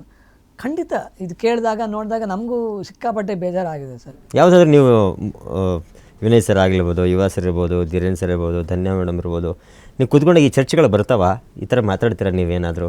ಅಂದರೆ ಬಂದಿದೆ, ಬಟ್ ಅದನ್ನು ಭಾಳ ಏನು ವಿತಿನ್ 1-2 ನಿಮಿಷ ಏನೋ ಮಾತಾಡಿ ಅದನ್ನು ತೇಲಿಸ್ಬಿಡ್ತೀವಿ ಸರ್. ಬೇರೆ ಏನಾದ್ರು, ಯಾಕಂದರೆ ನಾವು ಸೇರಿದಾಗ ಮಾತಾಡೋಕ್ಕೆ ಭಾಳಷ್ಟು ವಿಚಾರ ಇದೆ ಸರ್, ತುಂಬ ವಿಚಾರ ಇದೆ. ಸೊ ಅದು ಆಲ್ಮೋಸ್ಟು ಏನು ಬರೀ ತುಂಬ ಮಿನಿಮಲ್ ಸರ್, ಭಾಳ ಕಮ್ಮಿ. ನಾವದು ಡಿಸ್ಕಸ್ಸು ಮಾಡೋಕ್ಕೆ ಹೋಗಲ್ಲ. 1-2 ಸಲ ಡಿಸ್ಕಸ್ ಮಾಡಿರ್ಬೋದು ಬಿಟ್ಟರೆ ಜಾಸ್ತಿ ಏನು ಇಲ್ಲ ಸರ್ ಬೇರೆದ್ರ ಬಗ್ಗೆ. ಯಾಕಂದರೆ ಮಾತಾಡೋಕ್ಕೆ ಸಿಕ್ಕಾಪಟ್ಟೆ ಸರ್. ಮೊದಲಷ್ಟು ಈಗ ನಾವು ಸಿಗೋಕ್ಕೆ ಸೇರೋಕ್ಕೆ ಆಗ್ತಾಯಿಲ್ಲ, ಬಿಕಾಸ್ ಎಲ್ಲರೂ ನಮ್ಮ ಕೆಲಸದಲ್ಲಿ ಬ್ಯುಸಿ ಇದ್ದೀವಿ, ನಮ್ಮ ಫ್ಯಾಮಿಲಿ ಲೈಫಲ್ಲಿ ಬ್ಯುಸಿ ಇದ್ದೀವಿ. ಸೊ ಸಿಕ್ಕಿದಾಗ ಅಟ್ಲೀಸ್ಟ್ ಏನೋ ಖುಷಿ ಆಗೋವಂಥ ವಿಚಾರ.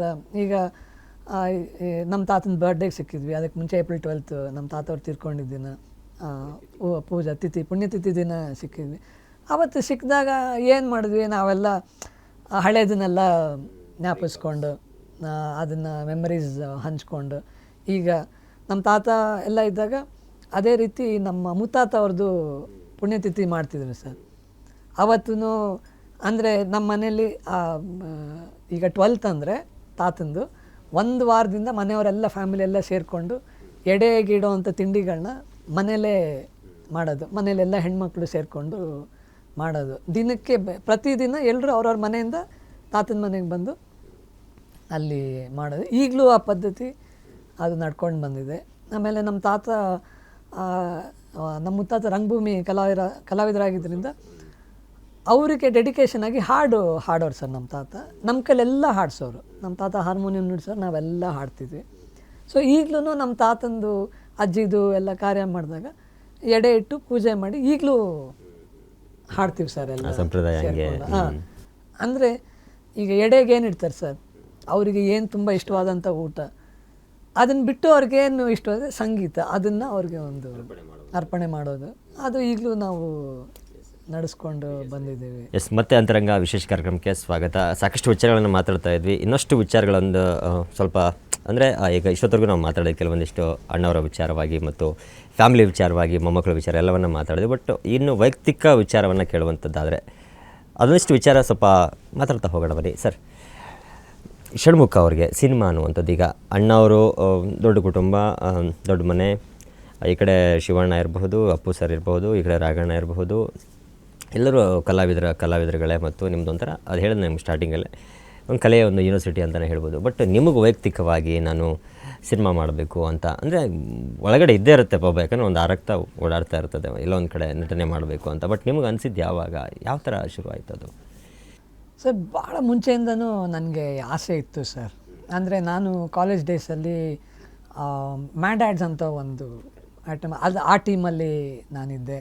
ಸ್ಟ್ರೀಟ್ ಪ್ಲೇ ಟೀಮಲ್ಲಿ ಇದ್ದೆ ನಾನು ಶೇಷಾದ್ರಿಪುರಂ ಕಾಲೇಜಲ್ಲಿ. ಆ್ಯಂಡ್ ಸ್ಟ್ರೀಟ್ ಪ್ಲೇ ಟೀಮಲ್ಲಿ ನಾವು ಭಾಳಷ್ಟು ಪ್ರೈಸಸ್, ಅವಾರ್ಡ್ಸ್ನ ಗೆದ್ವಿ. ಆ್ಯಂಡ್ ಮ್ಯಾಡ್ ಆ್ಯಡ್ಸಲ್ಲೂ ಅಷ್ಟೇ. ಬಟ್ ಅಫ್ಕೋರ್ಸ್ ಬರೀ ಆ ಎಕ್ಸ್ಪೀರಿಯನ್ಸು ನನ್ನ ಆಸೆಗೆ ಪೂರಕವಾಗಿದೆಯಾ ಅನ್ನೋದು ನನಗೆ ಡೌಟು ಯಾವಾಗಲೂ ಇತ್ತು. ಸರಿ, ಆಮೇಲೆ ಆಯಿತು ನೋಡೋಣ ಸರಿ BBA ಮಾಡಿ ಶೇಷಾದ್ರಿಪುರಂ ಕಾಲೇಜಲ್ಲಿ. ಆಮೇಲೆ MBA ಮಾಡೋಕ್ಕೆ ಅಂತ ನಾನು ಆಸ್ಟ್ರೇಲಿಯಾಗೆ ಹೋದೆ. ಅಲ್ಲಿ 3.5 ವರ್ಷ ಇದ್ದೆ, ಕೋರ್ಸ್ ಮಾಡಿ. ಆಮೇಲೆ 1.5 ವರ್ಷ ಅಲ್ಲೇ ವರ್ಕ್ ಮಾಡಿ ವಾಪಸ್ಸು ನನಗೆ ಯಾಕೋ ಅಲ್ಲಿ ಸೆಟ್ ಆಗಲಿಲ್ಲ, ಮನಸ್ಸಾಗಲಿಲ್ಲ. ಸರಿ ಬಂದುಬಿಡೋಣ, ಇಲ್ಲಿ ನೋಡೋಣ, ಇಲ್ಲೇನಾದರೂ ಮಾಡೋಣ ಅಂತ. ಇಲ್ಲಿ ಬಂದುಬಿಟ್ಟು ನಾನು ಇಲ್ಲೊಂದು MNCಯಲ್ಲಿ ವರ್ಕ್ಗೆ ಸೇರಿಕೊಂಡೆ. ಅಲ್ಲೂ ಒಂದು 4 ಇಯರ್ಸ್ ಮಾಡಿ ಆಮೇಲೆ ನಮ್ಮ ತಂದೆ ಒಂದಷ್ಟು ಕನ್ಸ್ಟ್ರಕ್ಷನ್ ಮಾಡೋಣ ಅಂತ ಹೇಳಿ ಪ್ಲ್ಯಾನ್ ಮಾಡಿದಾಗ ಸರಿ ಅಲ್ಲಿ ಜಾಬ್ ಬಿಟ್ಟು ನಮ್ಮ ತಂದೆ ಜೊತೆ ಸೇರಿಕೊಂಡೆ. ಅದು ಮಾಡ್ತಾ ಹಾಗೆ ನನ್ನ ಮದುವೆ ಆಯಿತು.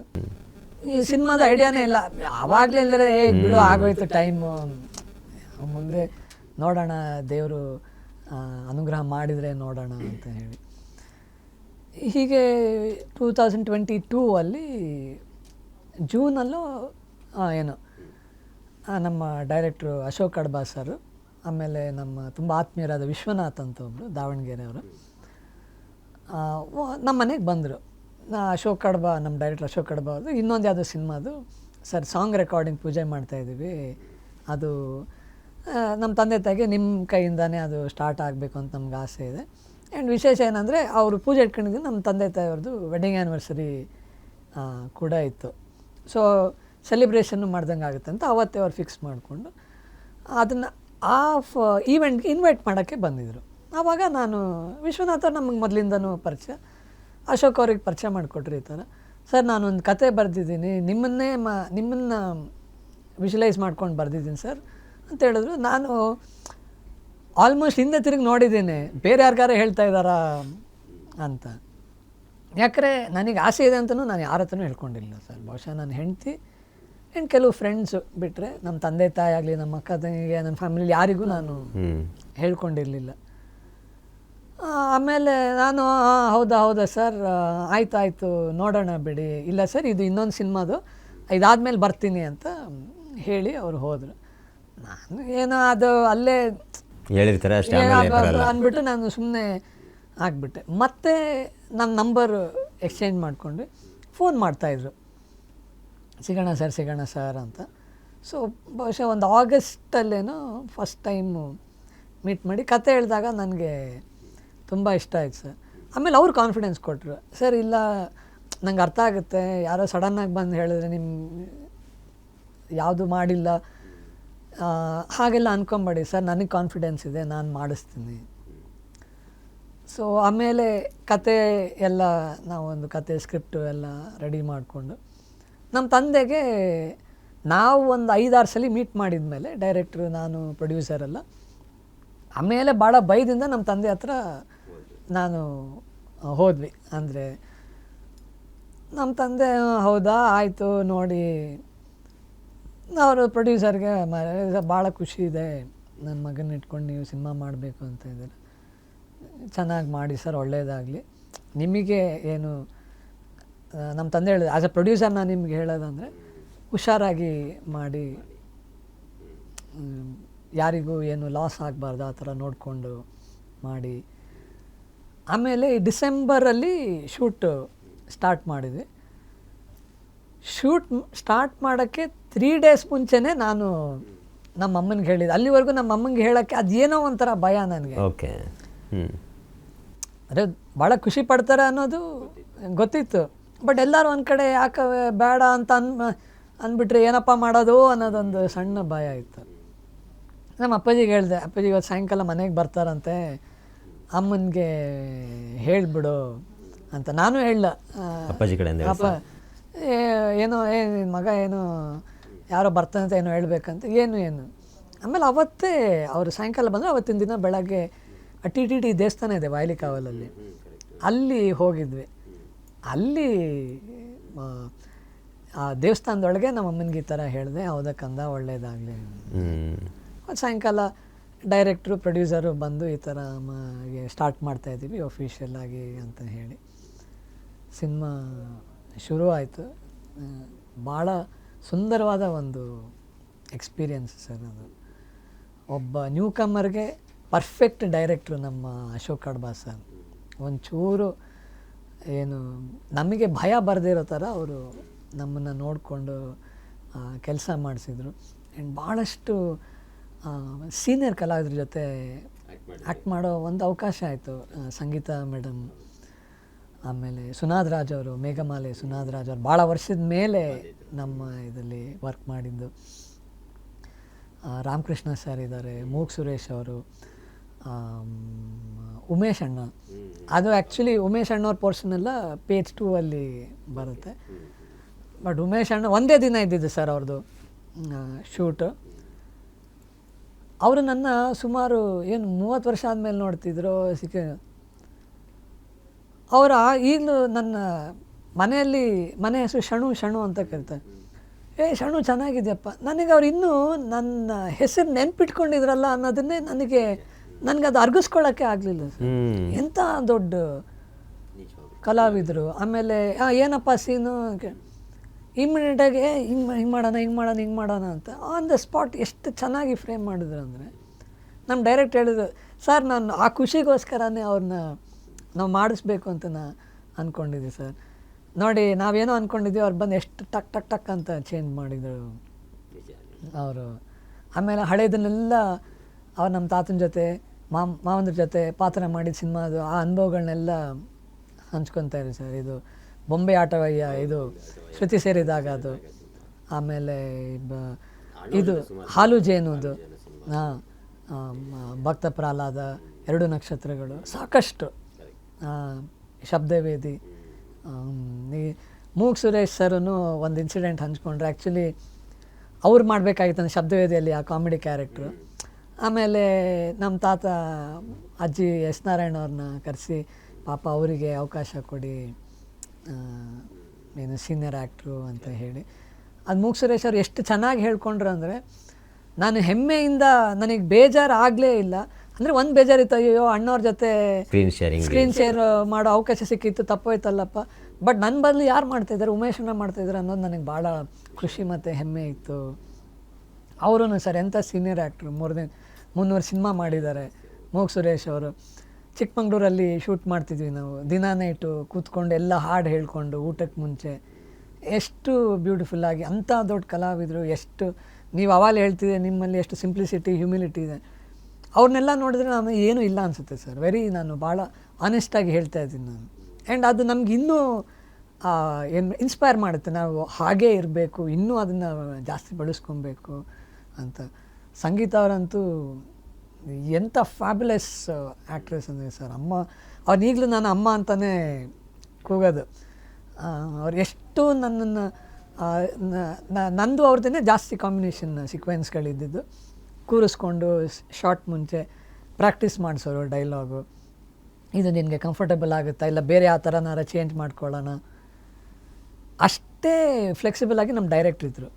ಅವ್ರು ಸರ್ ನೀವಿಬ್ಬರು ಹೆಂಗೆ ಬೇಕು ತೊಗೊಳ್ಳಿ, ಚೆನ್ನಾಗಿ ಬರಬೇಕು ಅಷ್ಟೇ, ನಿಮಗೆ ಸ್ಕ್ರಿಪ್ಟು ಡೈಲಾಗ್ ಪೇಪರ್ ಬಂದು ರೆಫರೆನ್ಸ್ ಅಷ್ಟೇ, ನನಗೆ ಈ ವಿಷಯ ಬರಬೇಕು, ನೀವು ಅದನ್ನು ಯಾವ ಥರನಾದರೂ ನೀವು ಹೇಳಿ ಅಂತ. ನಮ್ಮ ಪ್ರೊಡ್ಯೂಸರ್ ಮಾದೇಶ್ ಅವರು ಅಷ್ಟೇ, ಮೊದಲನೇ ಸಿನಿಮಾ ಭಾಳ ಚೆನ್ನಾಗಿ ಇಡೀ ತಂಡನ ಅವರು ನೋಡ್ಕೊಂಡು. ಅಂದರೆ ಒಬ್ಬ ಕಲಾವಿದನಾಗಿ ತೃಪ್ತಿ ಇದೆಯಾ ಸರ್ ನಿಮಗೆ?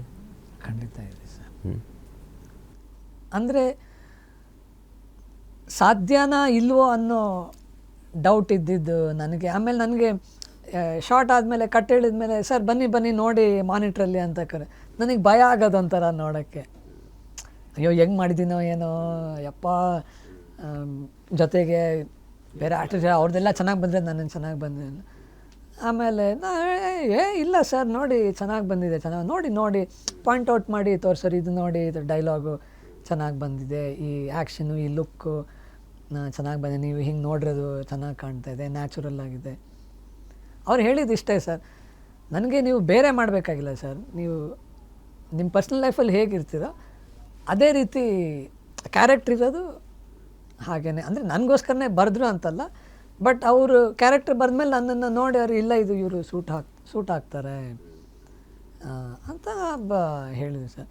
ಯಾಕಂದರೆ ಇಲ್ಲ ನೀವು ತೃಪ್ತಿ ಇದೆಯಾ ಅಂತ ಕೇಳಿದ್ರಿ, 100% ಇದೆಯಾ ಅನ್ನೋದಕ್ಕೆ ಉತ್ತರ ಇಲ್ಲ. ಬಟ್ ಇಲ್ವಾ ಅದು ಸುಳ್ಳು ಇದೆ, ಖಂಡಿತ ಇದೆ. ನೋಡಿ, ಅಪ್ಪು ಸರ್ದು ಏಜ್ ಅದೇ ಏಜು. ಹೌದು. ದಿಲೀಪ್ ಸರ್ ಏಜು ಹೌದು 47. ಏನದು ಒಂಥರ ಯಾಕೆ ಅಂತ ಗೊತ್ತಾಗಲಿಲ್ಲ. ಅದು ಬೇಡ ಅಂದ್ಕೊಂಡ್ರು ಸರ್. ಅಫ್ಕೋರ್ಸ್ ಈಗ ಸೋಷಿಯಲ್ ಮೀಡಿಯಲ್ಲಿ ಅದರದ್ದು ವೀಡಿಯೋಗಳು, ಅದರದ್ದು ಸುದ್ದಿ ಸಮಾಚಾರ, ಪಾಪ ಅವ್ರ ವೈಫು ಅವ್ರನ್ನ ನೋಡಿದಾಗ ಬೇಜಾರಾಗುತ್ತೆ ಸರ್. ಪಾಪ ಎಂತ ಇವತ್ತಿದ್ದು ನಾಳೆ ಇಲ್ಲ, ಅವ್ರ ಬಗ್ಗೆನೂ ಒಳ್ಳೆ ಒಪಿನಿಯನ್. ಆ್ಯಂಡ್ ಹೌದು, ಅವ್ರ ಜೊತೆ ಇದ್ದಂಥ ಒಡನಾಡಿಗಳು ಕೂಡ ಹೇಳ್ತಿದ್ದಾರಲ್ಲ, ತುಂಬ ಸರಳ ವ್ಯಕ್ತಿತ್ವ. ಆ್ಯಂಡ್ ಹೌದು ಸರ್, ಅವರು ಟೆಲಿವಿಷನ್ ಪ್ರೊಡಕ್ಷನ್ ಎಲ್ಲ ಮಾಡಿ ಎಷ್ಟು ಜನಕ್ಕೆ ಅವಕಾಶ ಕೊಟ್ಟಿದ್ದಾರೆ. ಆ್ಯಂಡ್ ನಾವು ಅವರು ಫೀಲ್ಡಿಗೆ ಬಂದಾಗಿಂದನೂ ನಾವು ನೋಡಿದ್ದೀವಿ ಸರ್. ಆ್ಯಸ್ ಅನ್ ಆ್ಯಕ್ಟರ್ ಕೂಡ ಮಿಲನ ಸಿನಿಮಾದಲ್ಲಿ ಕೂಡ ಒಳ್ಳೆ ಪಾತ್ರವನ್ನು ಮಾಡಿದ್ರು. Even as A dubbing artist ಎಷ್ಟು ಆರ್ಟಿಸ್ಟಿಗೆ ಅವರು ಡಬ್ ಮಾಡಿದ್ದಾರೆ. ತರುಣ್ ಚಂದ್ರ ಅವ್ರ ವಯಸ್ಸು, ಅವ್ರದ್ದೇ ಚೇತನ್ ಅವ್ರಿಗೆ ಆ ದಿನಗಳ ಸಿನಿಮಾ, ಮೈನಾ, ಇವೆಲ್ಲ ಒಂದಿಷ್ಟೆಲ್ಲ ತುಂಬ. ಆ್ಯಂಡ್ ಅವ್ರದ್ದು ಡಿಕ್ಷನ್ನು, ಅವ್ರದ್ದು ಆ ಕಮಾಂಡು ಭಾಳ ಸುಮಾರು ಈಗ ರೀಸೆಂಟಾಗಿ ನೋಡ್ತಾನೆ ಇದ್ದೀವಿ ಸರ್. ಇನ್ನೊಬ್ರು ಯಾರೋ ಬಿಹಾರ UP ಅವ್ರು ಯಾರೋ ಒಬ್ರು ಪೊಲಿಟಿಷಿಯನ್ ಕೂಡ ಹೋಗ್ಬಿಟ್ರು, ಅವ್ರದ್ದು ಭಾಳ ಸಣ್ಣ ವಯಸ್ಸು. ನಿಜವಾಗ್ಲೂ ಅದೆಲ್ಲ ನೋಡಿದಾಗ ಅನಿಸುತ್ತೆ, ಈ ಕ್ಷಣಿಕ ಬದುಕಲ್ಲಿ ನಾವು ಒದ್ದಾಡ್ತಾ ಇದ್ದೀವಿ, ಗುದ್ದಾಡ್ತಾ ಇದ್ದೀವಿ, ಬಡ್ದಾಡ್ತಾ ಇದ್ದೀವಿ, ಬೇಕಾಯ್ದು ಅಂತ ಪ್ರತಿಯೊಬ್ಬರಿಗೂ ಒಂದು ಅನಿಸುತ್ತೆ. ಈ ಕೊರೋನಾ ನಂತರದಲ್ಲಂತರೂ ಯಾವ ಕ್ಷಣ ಹೋಗ್ತೀವಿ ಅನ್ನೋದು ಅಲ್ವಾ ಸರ್. ಕರೋನಾ ಎಂಥ ದೊಡ್ಡ ಪಾಠನ ಕಲಿಸಿ ಹೋಯಿತು ಸರ್. ನಾವು ಯಾವತ್ತು ಅಪ್ಪ ಆ ಥರ ಒಂದು ಸಿಚುವೇಶನ್ನು ದೇವರೇ ಬರದೇ ಇರಲಿ ಅಂತ ಪ್ರತಿಯೊಬ್ಬರು ಬೇಡ್ಕೊಂಡಿದ್ದಾರೆ ಸರ್. ಅಂದರೆ ಸಾವು ನೋವು ಅನ್ನೋದನ್ನು ಅಷ್ಟು ಹತ್ತಿರದಿಂದ ನೋಡ್ಬಿಟ್ಟಿದ್ದೀವಿ ಅದನ್ನೆಲ್ಲ ಸರ್. ಆ್ಯಂಡ್ ನೀವು ಫ್ಯೂಚರ್ ಒಳ್ಳೆಯದಾಗಲಿ ಸರ್. ಆ್ಯಕ್ಚುಲಿ ನೆಕ್ಸ್ಟ್ ಸಿನಿಮಾ ಆದಷ್ಟು ಬೇಗ ಮಾಡಿ. ಆ್ಯಂಡ್ ಏನು ನಮ್ಮ ದೊಡ್ಡ ಮನೆ ಕುಟುಂಬದಲ್ಲಿ ಏನು ಕಲಾವಿದರು ರಾರಾಜಿಸಿದ ತೆರೆ ಮೇಲೆ, ಅದೇ ರೀತಿ ನೀವು ಕೂಡ ಒಂದು ಒಳ್ಳೆ ಸಿನಿಮಾಗಳ ಮೂಲಕ ನಾವು ನೋಡಬೇಕಂತ ನಮ್ಮ ಆಸೆ ಕೂಡ ಅಷ್ಟೇ. ಸೊ ಒಳ್ಳೆಯದಾಗಲಿ ಸರ್. ನಿಮಗೆ ಥ್ಯಾಂಕ್ ಯು ಸೋ ಮಚ್. ಧನ್ಯವಾದ ಸರ್. ಧನ್ಯವಾದ ನಿಮಗೆ, ಹಾಗೆ ಅಶ್ವವೇಗ ನ್ಯೂಸ್ನ ಇಡೀ ತಂಡಕ್ಕೆ ತುಂಬ thank you sir. Thank you. Yes ವೀಕ್ಷಕರು, ನೋಡಿದ್ರಿ ಇವತ್ತು ಷಣ್ಮುಖ ಸರ್ ಬಗ್ಗೆ ಸಾಕಷ್ಟು ವಿಚಾರಗಳನ್ನು ನಾವು ಮಾತಾಡಿದ್ವಿ. ಇದೇ ರೀತಿ ಮುಂದಿನ ಸಂಚಿಕೆಯಲ್ಲಿ ಮತ್ತೊಬ್ಬ ವಿಶೇಷ ಅತಿಥಿಯೊಂದಿಗೆ ಭೇಟಿ ಆಗ್ತೀನಿ. ಅಲ್ಲಿವರೆಗೂ ನೋಡ್ತಾ ಇರಿ ಅಶ್ವವೇಗ ನ್ಯೂಸ್. ನಮಸ್ಕಾರ.